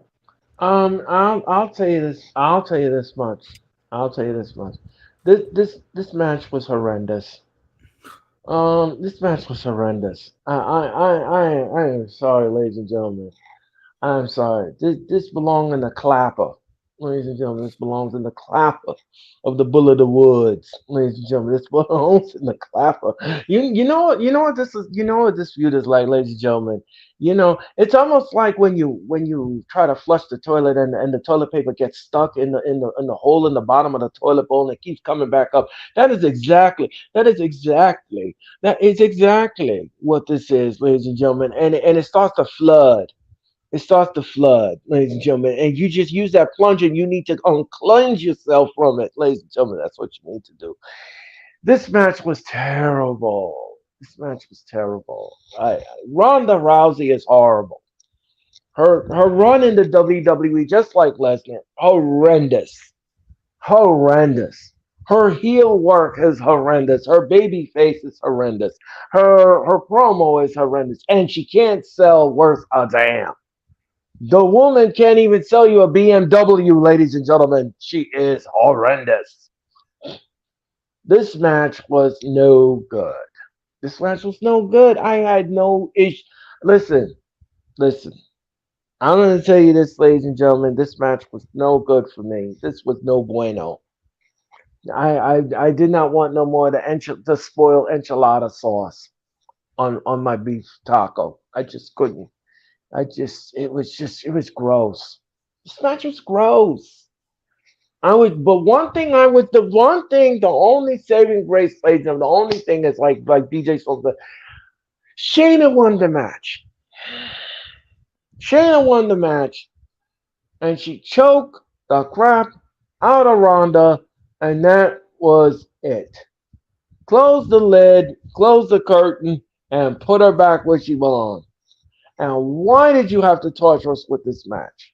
Why did you do that? And I believe the reports that fans were getting up out of their seats and leaving, because I would have left too. Let me go grab a hot dog. Let me phone a friend. This was just horrendous. I don't know where they go, but I really like to hope that they have something in mind for Shayna. If anything, I would love to see Shayna actually get built up to potentially, if they want to, considering that they're going to save Becky Lynch and Rhea for a bigger show later on in the year. I would actually have Shayna go into a little undercard program with Becky and avenge her loss at WrestleMania 36 against Becky. And then after Rhea gets done with Raquel, you can build up Shayna. After Shayna beats Becky and Shayna and Rhea, they can revisit their little program from NXT. That's what I would do at least. Let me ask you something. Next year's Royal Rumble, would you have Shayna win the Women's Royal Rumble? I think that she would be a very good contender to do so. She would be a very good contender to do so, actually. She's up there. Depends on where Raquel is. Maybe Raquel could have a decent showing in the Rumble. Maybe if you want to build up a new star, maybe you can build up a Roxanne Perez, perhaps. But I would say that Shayna would be a very solid contender to win next year's Royal Rumble. All right. Well, I would agree with that assessment as well. But the match was unforgettable for me. It was just no good. There was nothing to write home about. It really wasn't. Goodbye, Ronda. Hopefully. Right. Goodbye. So after that horrendous match, we continue on with the real show. We had Gunther and Drew McIntyre for the Intercontinental Championship, and we had Ludwig Kaiser out there. Ladies and gentlemen, I demand all of your gratitude. I should have Ludwig Kaiser introduce me. I can only imagine Ludwig Kaiser introducing me. Demand all of your gratitude for the ruler of the IWC, the one and only DJ Storms. I gotta hire that guy. He would be great for my intro. That was great. I loved it. So we have Ludwig Kaiser. A plus. And we get this match with Gunther and Drew McIntyre, rematch from WrestleMania minus Sheamus. This went 14 minutes, and this was good. It was good, but I feel as though there was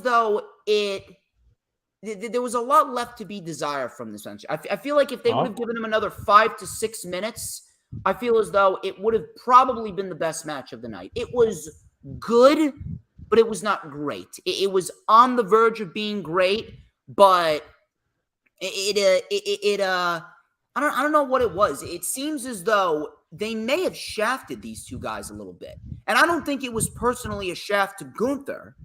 And I really feel as though something was off. Something may have been up with Drew McIntyre in this match. Because if you noticed, after the match, he walked off and the camera was on him. The camera was on him and he looked a little pissed. He looked a little annoyed. I'm not sure if that is going to mean anything in the long run, but that was something that I took note of. So Gunther with some heavy chops and a big German suplex. Drew popped right back up with a clothesline and a big neck breaker. He went for the Claymore, but he missed. Gunther with a big drop kick. He went for the powerbomb, but Drew caught him with a powerbomb of his own and a future shock DDT for a 2. Drew then with a beautiful tope con hero on Gunther, and he landed on his feet. We had a drop kick by Gunther. Powerbomb connects. Drew kicked out. Gunther then with a diving body splash. Drew kicked out again. Gunther then slapped Drew McIntyre across the face. Drew McIntyre and Gunther traded chop after chop. Drew ducked the chop and delivered a Claymore right on the money. I thought that was it. Gunther kicked out at 2. Both men were on the top, and Drew McIntyre, he was pushed off the top, and he crotched himself right on the top rope, and it didn't look pleasant. Needless to say, it didn't look pleasant. As Taz says, it was Yambag City, and Gunther was down. Or the beans and the Franks. Beans and the Franks. So Gunther was up, and Drew McIntyre was knocked down. Gunther was still on the top rope. Gunther with a diving body splash, another big chop, and a power bomb. So those 3 moves, one after the other, finished off Drew McIntyre, and Gunther beat Drew McIntyre clean. No Imperium. No cheating, nothing. 1, 2, 3, clean. And Gunther beats McIntyre, retains the title in a match that was not as good as the triple threat match, nowhere near as good, but still a solid match itself. And afterwards, the camera was on Drew McIntyre, and he walked away looking like he was ready to rip somebody's head off. Now, I'm actually shocked that Gunther retained. I would have had Gunther retain from the beginning because I would absolutely give Gunther the Honky Tonk Man's record.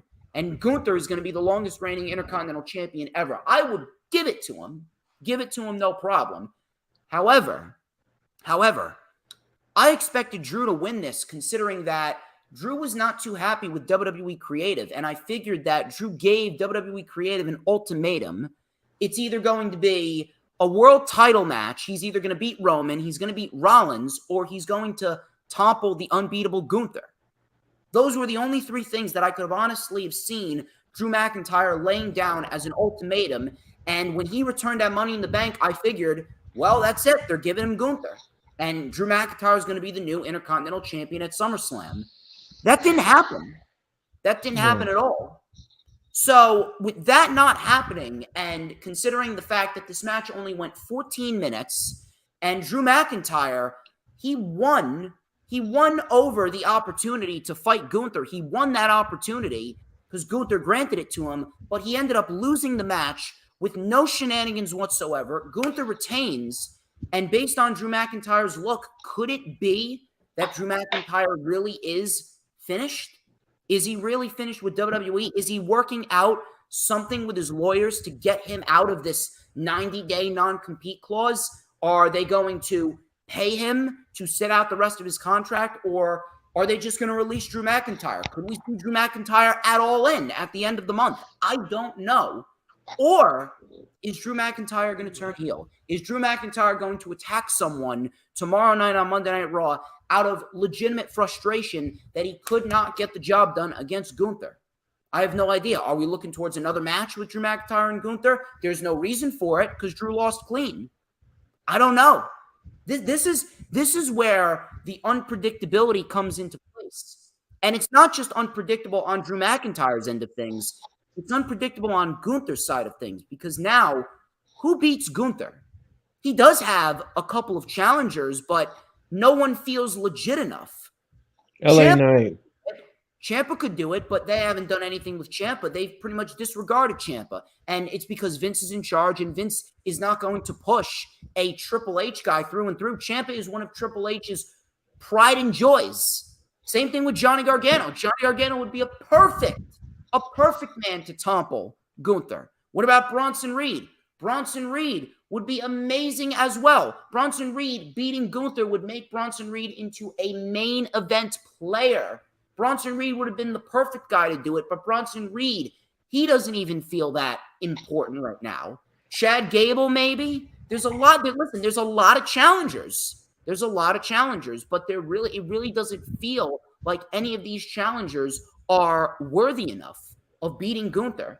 It seems as though it was Drew McIntyre, and once Gunther beat Drew McIntyre, it doesn't feel like anyone else. They're running into the same problem with Gunther that they're running into with Roman Reigns.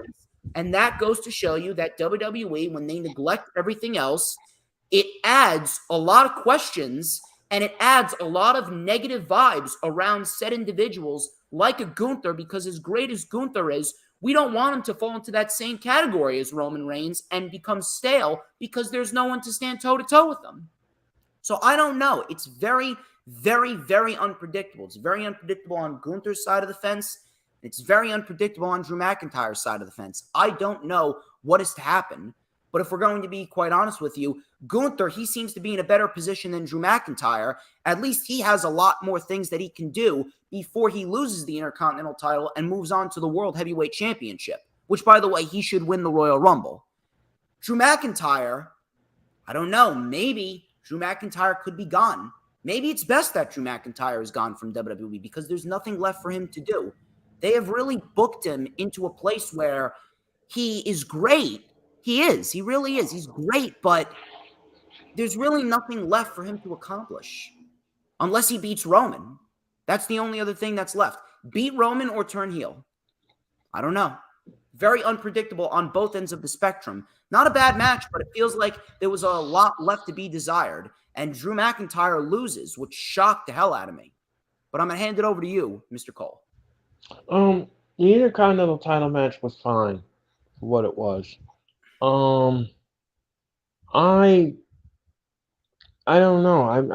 I'm kind of like at a loss here because in the triple threat match they gave the L to McIntyre, and then again here in the Intercontinental they gave him another L to Gunther. I don't know. I'm not comfortable about this because, well, I'll tell you this much, ladies and gentlemen. I'll tell you this much. You know, on September the 7th, ladies and gentlemen, Gunther will surpass the Honky Tonk Man on that day as the longest running Intercontinental title of all time. And I think that is the reason why they made him retain, but at McIntyre's expense. But my question is, well, how much further are you going to keep pushing McIntyre down the totem pole here? He needs to be in some kind of championship program. I mean, the guy he's very vast potential. He was an NXT champion at one time, ladies and gentlemen, and I think that he deserves a push. He deserves some kind of championship pay window here, like a receipt. And I don't understand why you don't want to give him his receipt. I don't understand. I don't quite get it. I mean, he worked out his differences with WWE Creative and Vince McMahon and all his cohorts and signed a multiple year deal. But then all of a sudden now you make him lose and jobber out to Gunther. That's pretty strange. That's pretty strange to do that to Mr. McIntyre. It's sort of like a disservice. So let me see if I can get this right. Do you think is the main reason why you brought him back was to just to put over the talent, and that's what he's going to be used for? And he doesn't get a push at all. Is that the thought process that you're going to do here? I have Oh, absolutely no idea. I had absolutely I don't zero. know. No, I don't have any idea either. I mean, I'm just throwing scenarios out there in the air and seeing what comes out of it, because that sounds right to me. I mean, if you're not going to give him a push in the championship direction, and then you bring him back to sign a multi-year deal, and then all of a sudden he's putting over this one, he's putting over that one. That's not what he's designed to do. That's not how you're supposed to book him. He's still got a lot left in the tank. He's like, what, 36, 37, somewhere around that age. Yes, and he needs that push. He needs the push. But the problem is that WWE is lazy. They don't want to push him in that direction. So if you don't want to push him in that direction, then you can't keep giving him losses on big matches. It don't look good on him. It doesn't fit.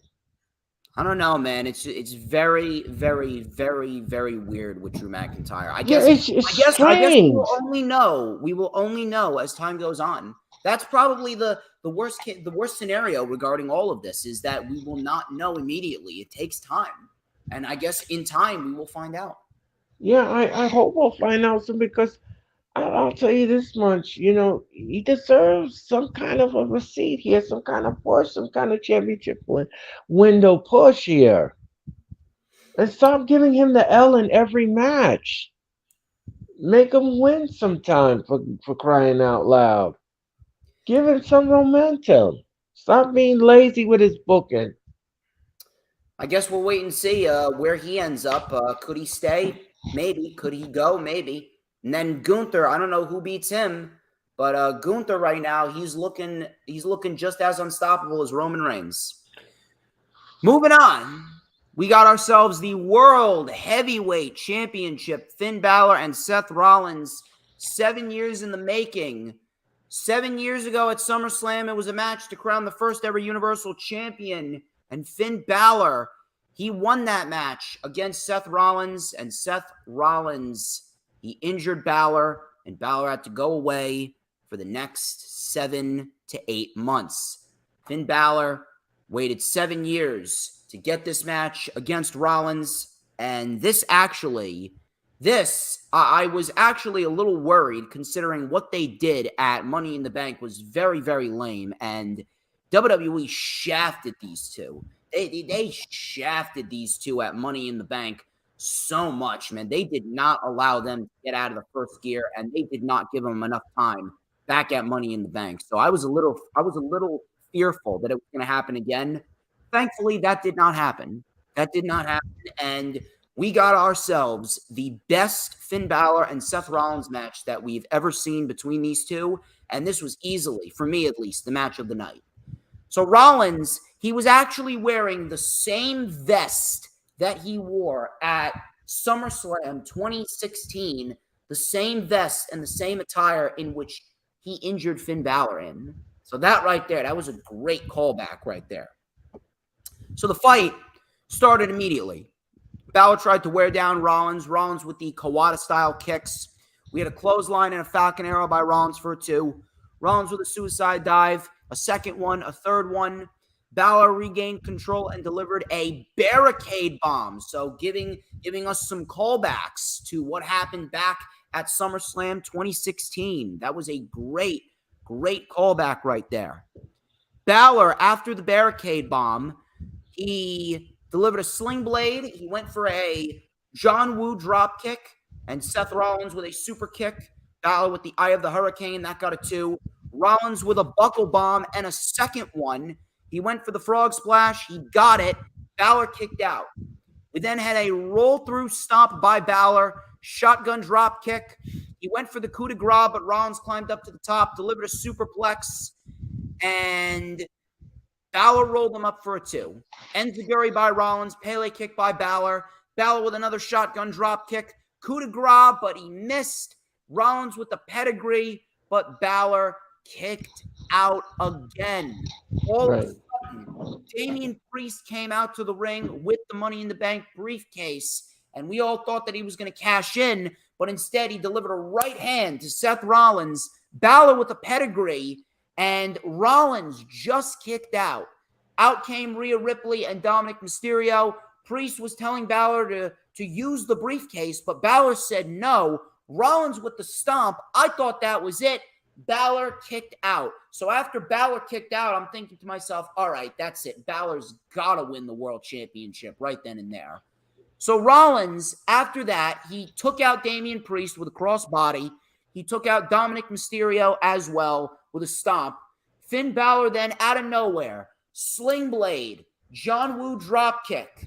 He went up to the top and he delivered the coup de grace right on the money. And I swear to God that this was probably one of the best near falls of the entire year. I swear to God, I thought that Finn Balor was going to win the championship. Everyone in Pub 46 last night for the Wrestling Express meetup, we all jumped out of our seat. We all thought that Finn Balor had become the World Heavyweight Champion right then and there. So Damian Priest then slid the briefcase in behind the referee's back and got the attention of the referee, distracting him because he wanted Finn Balor to finally use the briefcase. Balor went for the briefcase, and Rollins delivered the stomp on the briefcase. 1, 2, 3, and Seth Rollins retains the World Heavyweight Championship in the best Seth Rollins-Finn Balor match that they ever produced together. Fantastic. Absolutely fantastic. And we get ourselves a very intriguing angle going into Monday Night Raw tomorrow with the Judgment Day. So much so, I'm even going to throw this out there. The Judgment Day and whatever's going on with them following SummerSlam, coming out of SummerSlam, the Judgment Day storyline has more intrigue than the Bloodline storyline. I don't give a shit who wants to come at me because of that. At the end of the day, you know it's true. You know it's true. Bloodline storyline is getting stale. Now, some people were mad that Finn Balor didn't win. I'm not really sure why you were mad. Finn Balor was not the guy to become the World Heavyweight Champion. Listen, I want Finn Balor to become World Heavyweight Champion just as much as the next guy, but this is not the right time for that. Finn Balor, you take a look at Finn Balor.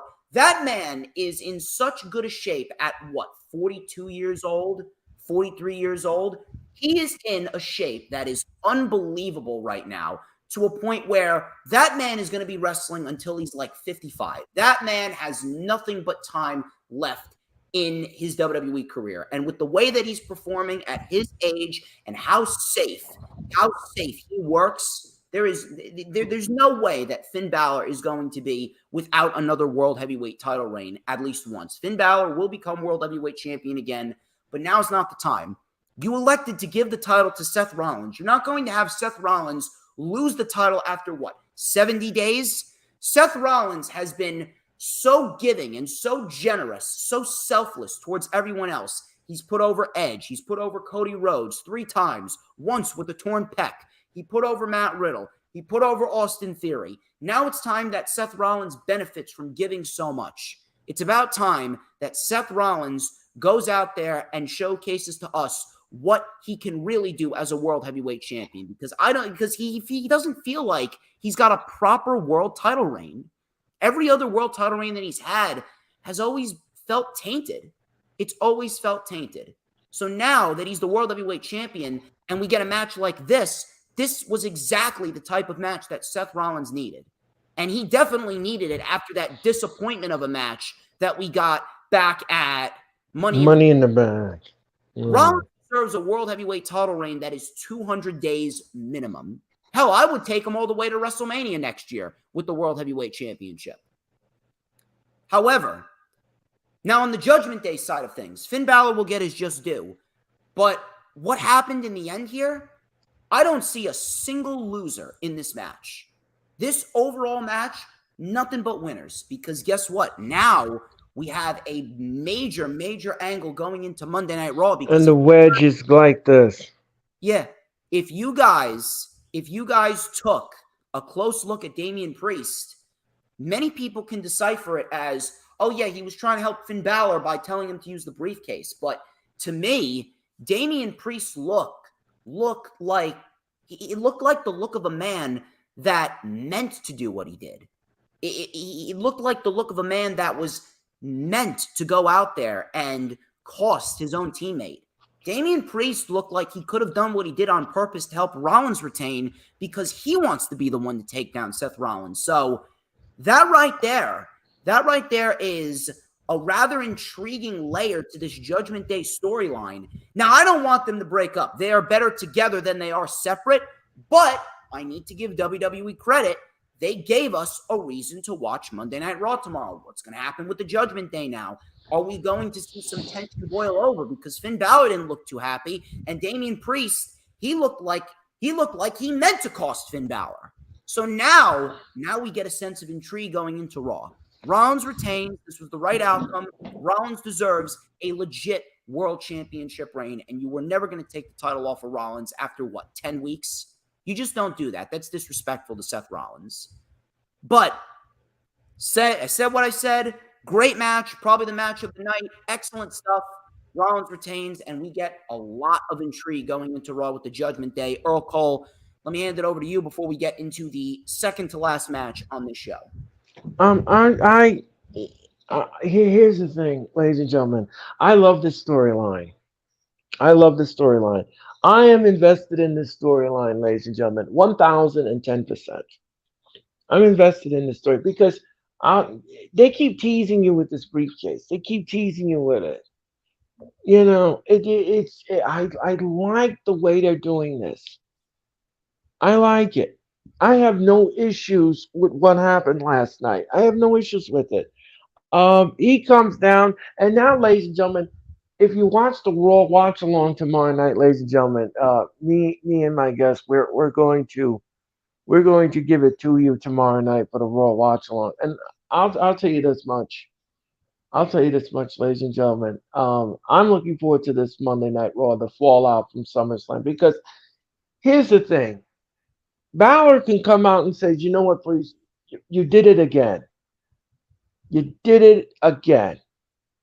You did it at Money in the Bank, and you did it again here. You come out when you're not supposed to with the briefcase. And it's pissing me off. And I if I was Balor, I would say it just like that. You come out and you do it again. You did it again at Money in the Bank. You cost me the match again with Rollins. That's not the plan. That's not what you did. And then they could just go on and on and on and on.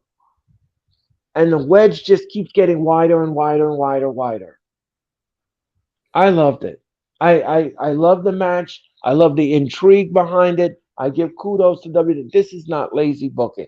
This is great storytelling, ladies and gentlemen, at its finest.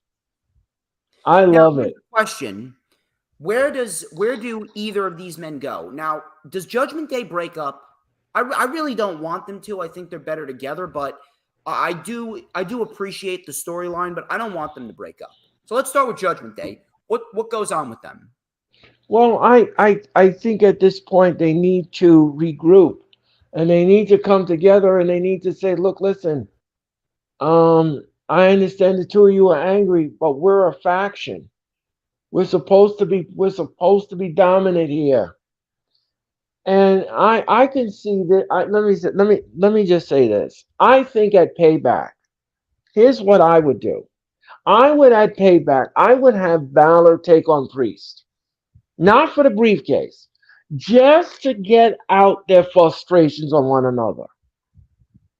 And I would do that. I would do that at Payback. I would do that.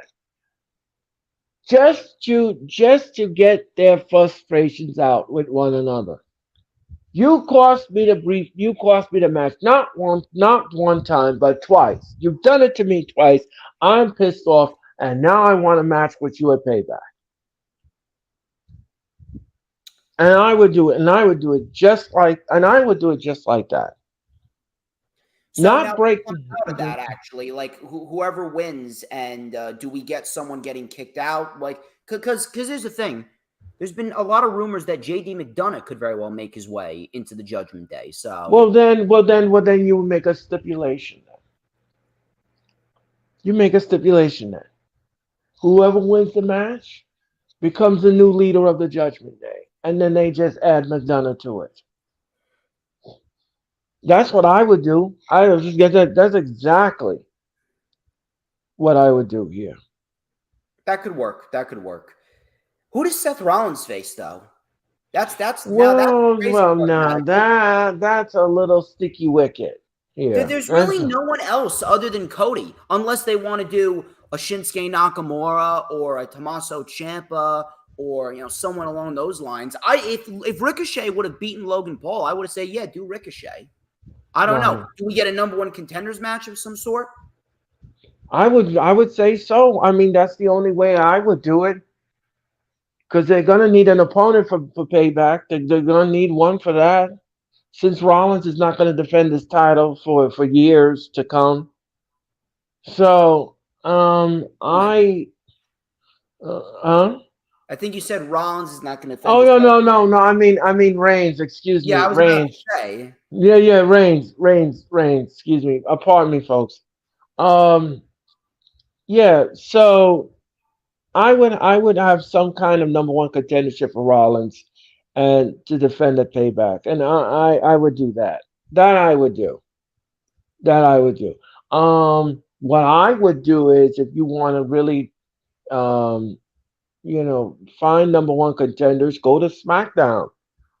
Go to SmackDown and start messing around with the roster and bring some of the Yeah, men that would over. violate the brand split. Huh? That would violate the brand split. Well, I understand that, but if you don't have enough in the cookie jar, you're gonna have to feed Peter to feed Paul. Take from Peter and feed Paul, here. We got to do something here to spice things up here. But the match was fine. The match was great. I love the fact that the wedge keeps getting wider with this briefcase. And I love the fact that they keep teasing you with it. That's what I like about this whole thing. That is and let me tell you something. The match could have gone either way. The pendulum could have gone either way. There were so many scenarios in this storyline that you could have played with. The possibilities are endless. So I give kudos to the WWE for doing that. I don't have any issues with it. Match was fine. He retains the title, rightfully so. It wasn't the right place to strip him of the title, like you said, DJ Storm. He only had it for what? What did you say? 10 weeks? 10 weeks. 10 weeks. So that's too early. That's too early in the program to be stripping them of the title. Let me ask you something. I know this is a WWE show and everything like that, but I want to ask you this question. Before I forget.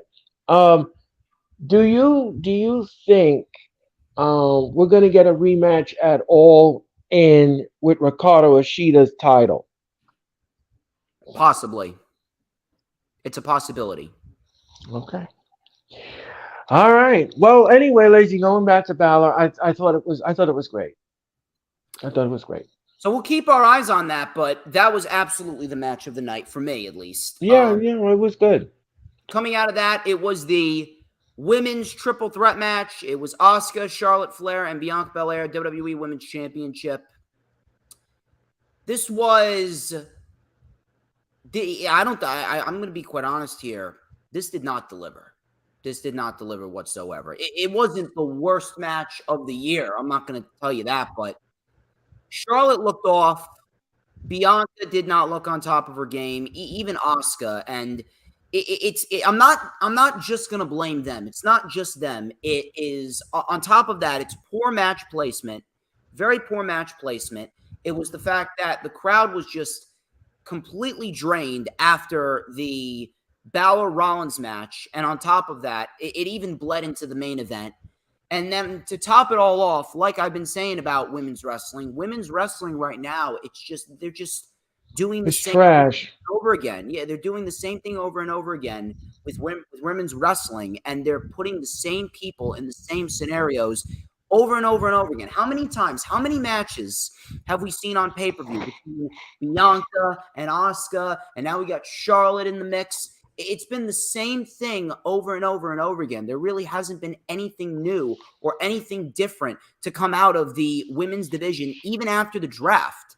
Asuka, Charlotte, Bianca, those are the only three women that WWE legitimately puts any effort into over on SmackDown. And I guess now we can add Io, but how long is she going to hold the championship? I don't know. She's lucky that she got a successful cash-in, which we will talk about later on in the show, but this match was off. This match was very much off. Yeah. Besides the poor match placement, these women, sometimes you have off nights. This was an off night for these women. And on top of that, women's wrestling right now, it's just dead. No one cares about it. Matter of fact, Io actually saved this all. So Bianca came out with a plancha onto both women. We had Asuka trying to take over with some kicks. Charlotte came in with a diving cross body. Charlotte with an exploder, a big boot to the floor, code breaker by Asuka. All three women were trading blows. We had a DDT and a neck breaker by Belair and Asuka, or by Belair on Asuka and Flair. Double handspring moonsault. They got the knees up. We had an Asuka with a Asuka lock on Charlotte, and Bianca with a double handspring moonsault to break things up. Asuka and Bianca were outside. Charlotte with a moonsault, and it barely grazed Bianca. Charlotte's moonsault is terrible. Her moonsault barely grazed Bianca Belair. Asuka then with a diving DDT, barely connected. Charlotte had to do most of the work on there to sell it. Bianca saved it. Very sloppy. Asuka then was caught with a boot. Bianca with a German suplex to Charlotte. Asuka then tried to steal it, but that only got a 2 count. Belair with a gut-wrench powerbomb on Charlotte. Asuka with an Asuka lock. Charlotte tried for a double pin. Both women kicked out. Very sloppy once again. Double moonsault by Charlotte on both women for a 2. Bianca hit her knee on the steps, so they played it up as she was going to get taken to the back. And Bianca, she wriggled her way free from the paramedics, and she crawled back. We had a superplex by Asuka. Spear by Charlotte. Bianca went back into the ring. Charlotte with a figure 8. And in the best spot of the match, Bianca Belair with a 450 splash onto Charlotte as Charlotte was in the figure 8. 1, 2, Charlotte kicked out. Both Charlotte and Bianca traded shots. We had a figure 8 by Flair. And Asuka blew the poison mist in Charlotte's face. So Charlotte Flair still had the hold locked in, but she couldn't do anything because she was blinded. So after that, Asuka went for Bianca, and Asuka looked like a complete numbskull. Asuka looked like a bum as Bianca Belair rolled up Asuka to regain the WWE Women's Championship. And I was thinking to myself, you got to be kidding me. This is legitimately Hulk Hogan 2.0 right here. Bianca Belair is legitimately being booked like the female John Cena, where she takes all this damage, she manages to come back, and she wins the match. When was the last time Bianca Belair actually lost clean? I can't remember. The last time Bianca lost clean was probably when she was buried by Becky Lynch at SummerSlam 2021. Yep. That was the last time I can honestly remember that Bianca Belair lost clean. And I mean in a clean one-on-one match. Right. And so that has a little bit of an asterisk next to it. Still, it was a clean loss, and that was the last time Bianca Belair lost a singles match clean. I can't even process that. Absolutely ridiculous. So Bianca pretty much buries Asuka. Asuka with another terrible women's championship reign, and Asuka loses. I'm getting ready to shit all over this. I was getting ready to shit all over this. And then all of a sudden, Io Sky and Bailey came rushing down to the ring. Damage Control comes rushing down to the ring. Boring control. Yes, it was the picture-perfect time to cash in. They took out Flair. They took out Asuka. She cashes in. The bell rings, and she hits the beautiful moonsault that she does. Io Sky pins Bianca Belair and wins the WWE Women's Championship after a triple threat match that did not live up to the expectations. Wasn't the worst match on the show, but it did not live up to expectations, and Io Sky delivers a great cash-in. They set it up well with the injured knee, and this is well, and I mean well-deserved for Io. Now, the question is, how are they going to follow up? Because this was a great moment. This was a great moment for Io. It was a great moment for Damage Control as a whole. And it was an overall fantastic, and I mean a fantastic way to crown a new star. And if you do not know how good Io is, just go watch her match with Bianca Belair back at WWE Backlash. Now, what do we do going forward? Well, I mean, if you're asking me, Charlotte Flair should be nowhere near the Women's Championship title picture. Right. Charlotte Flair should be nowhere near the Women's Championship title picture because she lost. However, I would not be shocked if we get some sort of a fatal four-way match at WWE Payback of some sort. Now, if anything, I would just do a triple threat match because Asuka was pinned and Bianca was pinned, so you can have those two make a case as to why they deserve to be in this match. But, dude, I really don't think that this is going to end very well for Io Sky. I honestly do believe that at some point, this could very well end with Charlotte Flair being the one to defeat Io Sky. Oh, jeez. I don't want it to happen, but you know how WWE is. But based on what happened here, I can see some sort of multi-women match taking place at WWE Payback. I just only hope that they will invest in Io Sky, but I am not holding my breath considering that, again, this is a Triple H girl right here that we're talking about. This is a Triple H women that we're talking about, and you know what Vince McMahon does to Triple H women. The only reason why Bianca was pushed was because Bayley was out with an injury, and or it was Bayley out with an injury, so they pretty much had no choice but to slot in Bianca at number 4, unofficial substitute number 4 for the 4 Horsewomen during the time where Bianca was being pushed against Becky at WrestleMania 38. But I don't know. What are your thoughts on this? What will come of this? And what are your thoughts on this? It's a lot to unpack. First of all, let me just say something here. First of all, I would have booked this match a little differently. Why it didn't make this doesn't make any sense. Why did you give the belt to the EST? It didn't make sense. What I would have done here is I would have had Asuka retain the title. Okay? I had Asuka retain the title. She's exhausted. She's been in the match. She's been in a triple threat match. Io Sky comes down. She beats the stew out of Asuka. And then she does that beautiful moonsault and she pins Asuka and then she becomes the champion. That would have made more sense. But the way you booked the match and you booked the ending didn't make any sense to me. It doesn't make any sense. Why did you didn't need a title change here. It was too much in the match. I thought it was too much in the match and it took away the nuance of the match. I thought it was too much. It was way too much. You should have just had Asuka retain the title and then Io comes down, she beats the pants off of Asuka and then she becomes the champion. That's the way I would have booked it. I'm going to be quite honest here, dude. I wouldn't have had a cash in at all. I would have had Asuka hold that championship for an extended period of time. But WWE, in typical WWE fashion, they rushed to cash in. Right, exactly. And it didn't, and again like I said before, it didn't, the ending just didn't make any sense to me. It was just all over the place. the match itself was fine. It was fine for what it was. But like you said before, I said again, like DJ Storm said, WWE doesn't respect the women's division. They don't respect it at all. They just they book 2 minute matches. They make fun of people who don't speak English, and it's just making it into a clown show. That's all it is. It's a clown show. And it's sad to say that, and I hate saying that, but it is the truth. It's a sad, Nobody, sad it's, scenario, man. yeah, It really is. yeah. I mean, it's like it's a three-ring circus.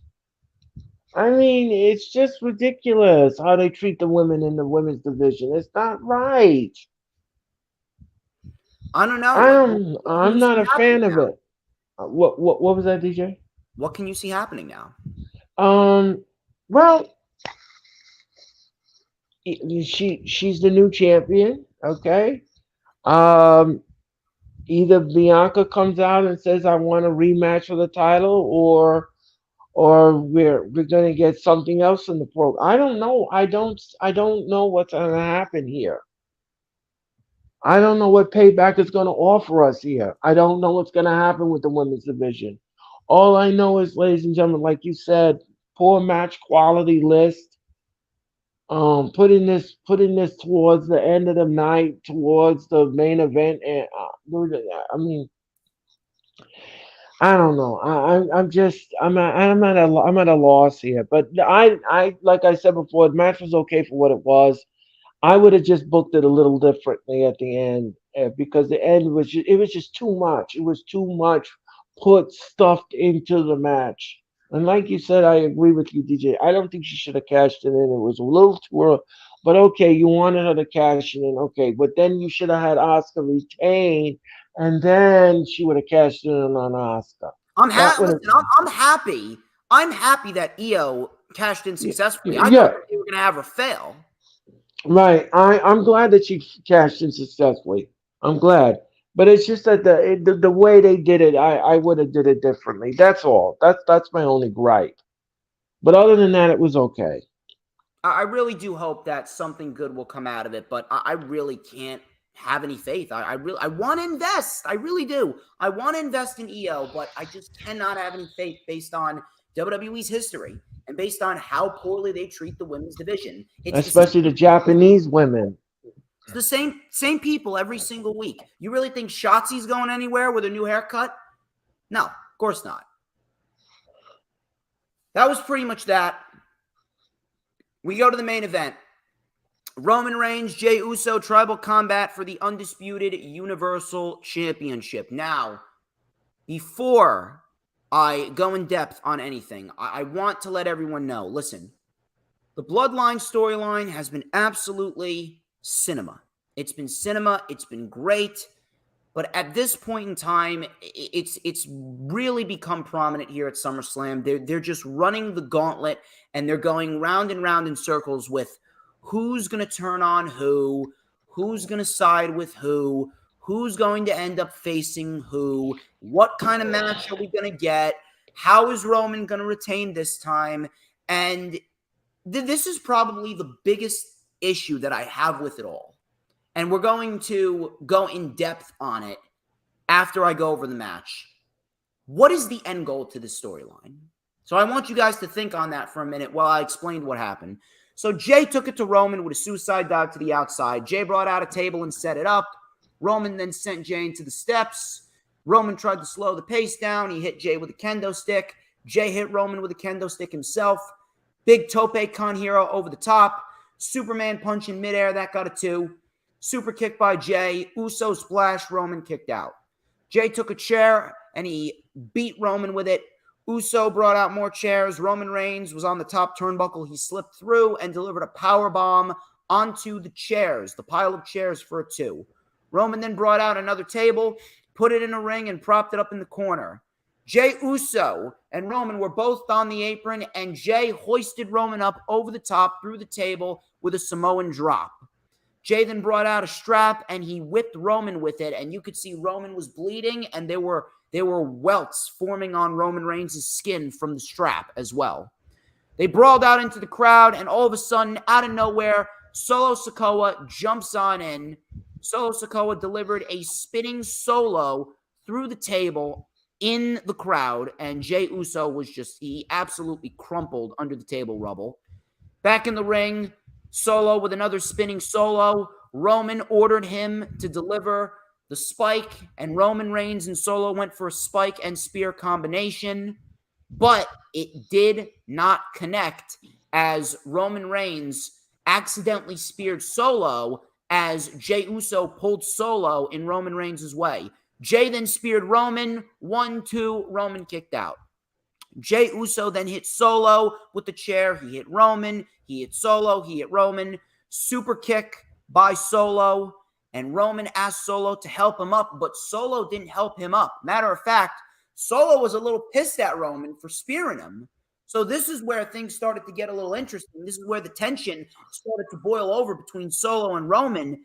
Jey Uso then spears Roman Reigns through the barricade. Solo then took apart the announce table, but Jey hit a super kick on Solo, splash off the barricade through the announce table, so Solo was taken out completely. Back in the ring, we had a spear by Jey. He goes up, Uso splash out of nowhere. A masked and hooded figure swoops in, pulls Jey out of the ring. It was unmasked to be Jimmy Uso, which a lot of people had called. Out of nowhere, he stares down Jey, super kicks Jey, and Jimmy Uso leaves Jey for dead as Roman Reigns spears Jey through the table and gets the 1-2-3 win. He wins Tribal Combat and retains the Undisputed Universal Championship and retains his title as the head of the table. The match was fine. I don't want anyone to say that the match was bad. It wasn't bad whatsoever. But again, as I state, what exactly is the end goal here? Everybody wants to talk about how, oh my God, this storyline is great. It's the best storyline in WWE of the modern era. It's the best storyline in years. The best storyline in years. I don't think anyone understands that at some point, every story has to come to an end. Now, Triple H said, in WWE, the story never ends. We just got to the end of a chapter. Okay, then I ask, when is this chapter going to end? When is the Bloodline chapter going to close? When will Roman Reigns and this whole entire Bloodline angle finally see its end? When will this chapter be over? It honestly feels like WWE is they're just milking this and milking this and milking this. It's almost like they're trying to milk the last bit of toothpaste out of the toothpaste tube. It's like it's not coming out. They're trying, but it's not coming out. It's because they've run the well dry. What exactly is the end goal? Are they really holding out for over 3 years for The Rock? Is that the end goal? Are they holding out for Cody Rhodes at WrestleMania 40? What reason does Jimmy Uso have to turn on Jey? Are they holding out for Solo? I, honest to God, don't know where they're going. And this is something that a lot of people need to understand as well. Sometimes unpredictability isn't always the best thing. Sometimes the simple route, sometimes the predictable route is the route to go. More and more as we go further and further into the year, as we are coming to the end of the summer in about a month, every passing week, it just proves me right when I say that Cody Rhodes should have beaten Roman Reigns. And Paul Heyman wants to say, oh yeah, we're in year 3. We're only in the 3rd inning, the bottom of the 3rd inning of this Bloodline storyline. Dude, listen, I love Paul Heyman, but Paul, 3rd inning, you're in the 23rd inning. You're in the 33rd inning. What are you talking about, bottom of the 3rd inning? This game has gone on well, and I mean well past due. We're heading into 5 a.m. in the morning, and this game is still going on. Heyman, I don't know what the fuck you are talking about, but Paul Heyman, oh my God, Paul Heyman sounds like a complete idiot. And I love Paul Heyman, but oh my God, does he sound stupid. What is the end goal? What is going to happen that's finally going to put this in the grave? At this rate, the majority of the fans are done with it. People always want to tout about long-term storytelling. There is such a thing as something going too long. And this title reign and this storyline has gone on too long. This should have resulted in Roman losing to Cody, and this should have resulted in Jey Uso finally vanquishing Roman Reigns at SummerSlam, and Jey could have beaten Roman in tribal combat with no championship on the line. That would have been a lot more tolerable, a lot more digestible. Cody could be doing his own thing as the world champion, and we could have ended this bloodline storyline last night at WrestleMania, and we could have moved on to something different. The Usos could have gone on to do something different, maybe have a little run in NXT. Give us something new. Give us something fresh. Rejuvenate NXT. You already have the Judgment Day on NXT. Why not put the Usos on there? And then maybe if you wanted to continue Roman Reigns feuding with his own family, maybe what you could have done is you could have had Roman Reigns start to blame Solo for his loss at SummerSlam. And we could have built towards Roman and Solo at next year's WrestleMania with no championship.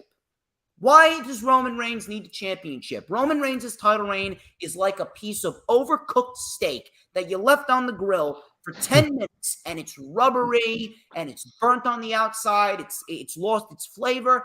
It's terrible. It really is. Roman Reigns and his title reign since WrestleMania, and whatever's been going on with his title reign since WrestleMania, has been complete garbage. And this bloodline storyline, they are just going round and round in circles. They're playing Ring Around the Rosie with who turns on who faces who in this bloodline, and they've been doing that since Night of Champions. That has been the theme throughout the entire summer. Now we're getting a match at Payback, more likely than not, with Jimmy and Jey. Could it be interesting? Wrong booking decision. It could be interesting, to say the least. But again, what reason does Jimmy have to turn on Jey? What reason? There's none. Jey never wanted to become tribal chief for his own gain. He did what he did with Roman, and he's fighting Roman here at SummerSlam to help avenge his own brother. He was doing it for Jimmy. And yet Jimmy comes in and screws him over. Now what? Is he going to line back up with Roman? Is Solo now going to side with Jey? How is this going to end? How are we going to get the title off of Roman? This is why Cody just should have won at WrestleMania. It doesn't matter what They shot themselves in the foot. They did. Fans wanted it.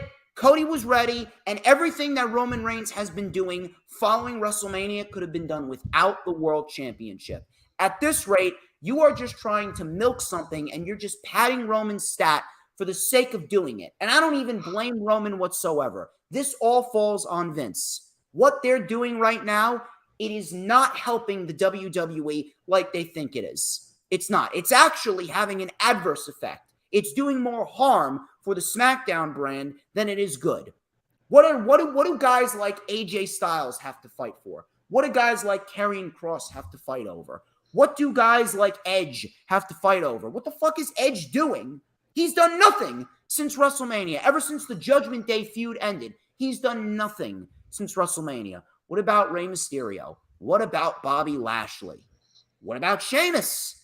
What do these guys have to do on SmackDown? They're doing nothing. They're doing nothing on SmackDown because Roman is holding the title hostage. What is the end goal?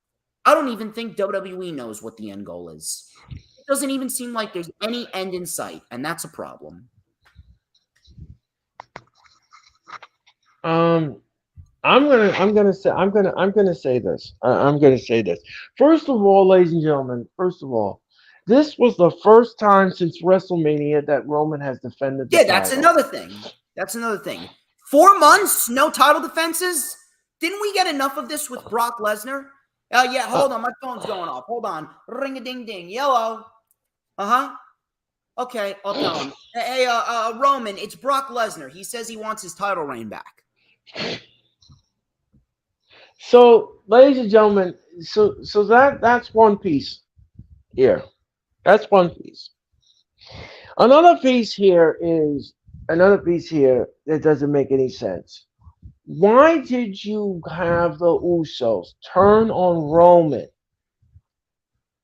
on the SmackDown, super kicks Roman, then they have a match, the tag match at Money in the Bank, and after 3 years, then you pin Roman. Then fast forward to last night at SummerSlam.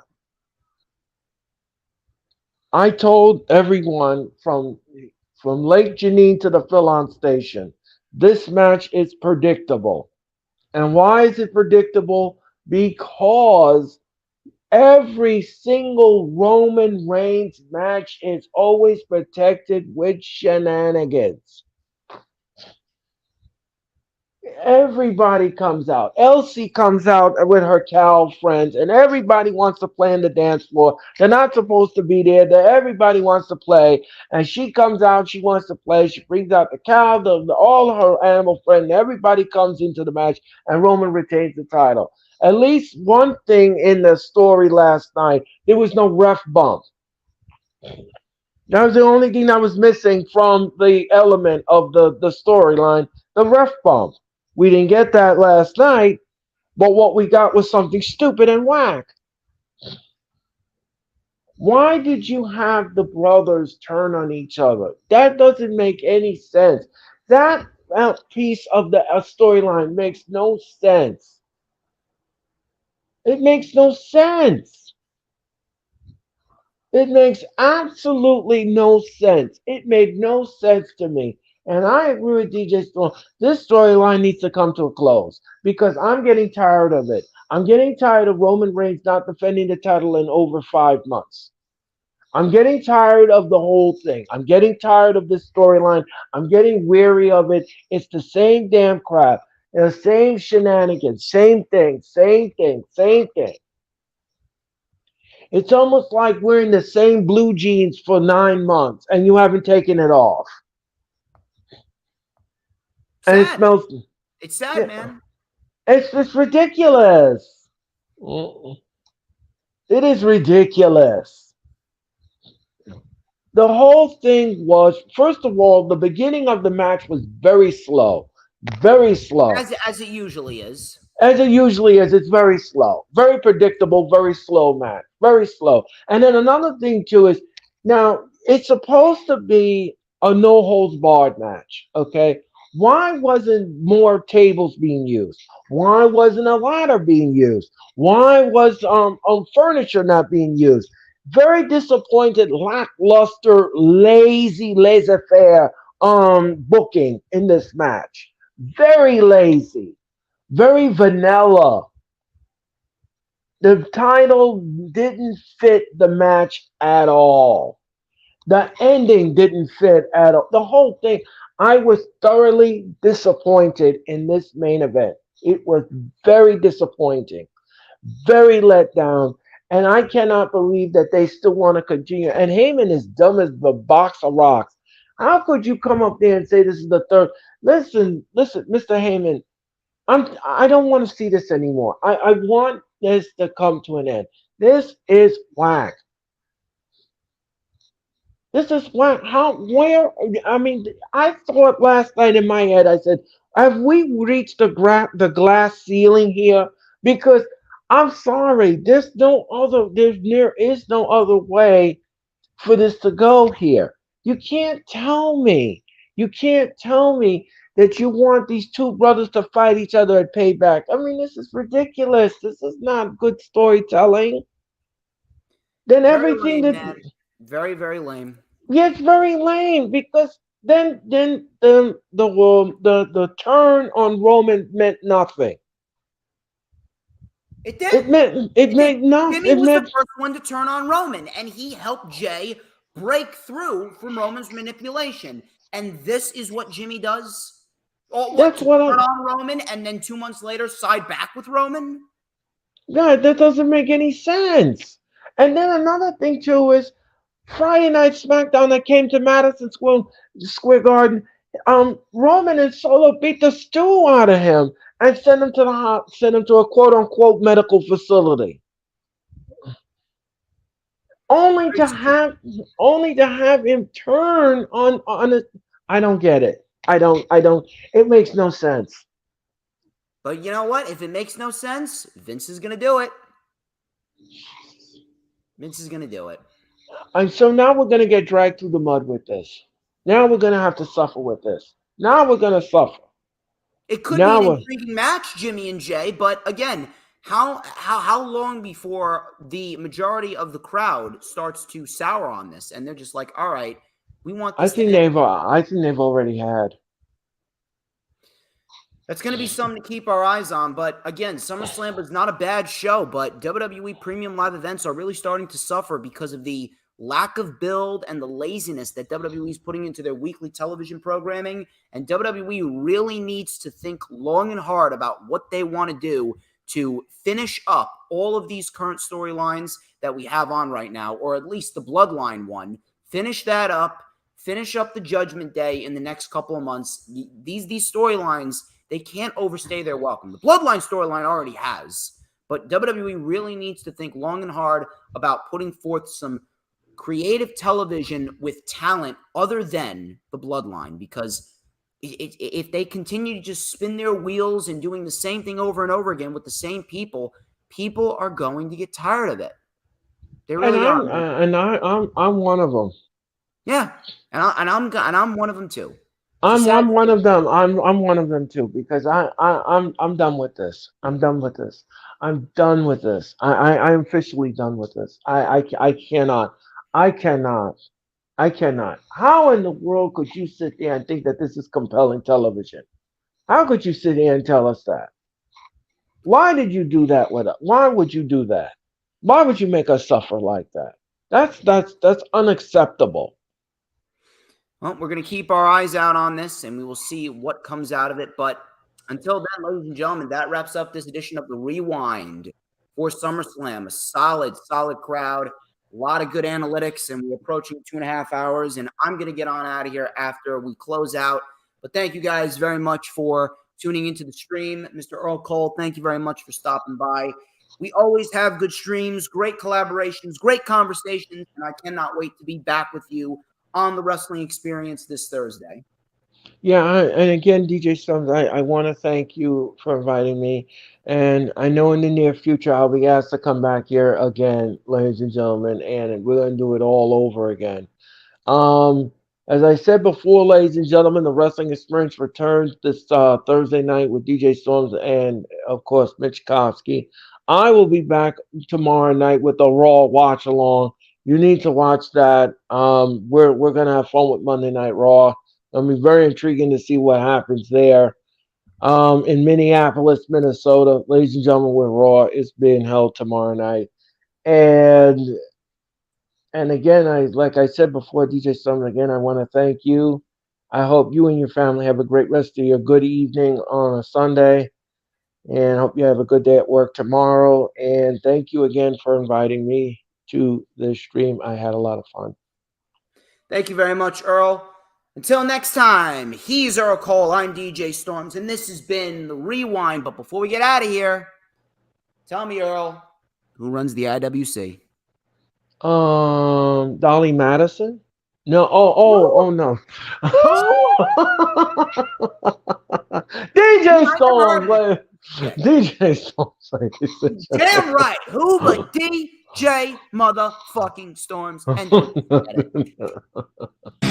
we want retribution.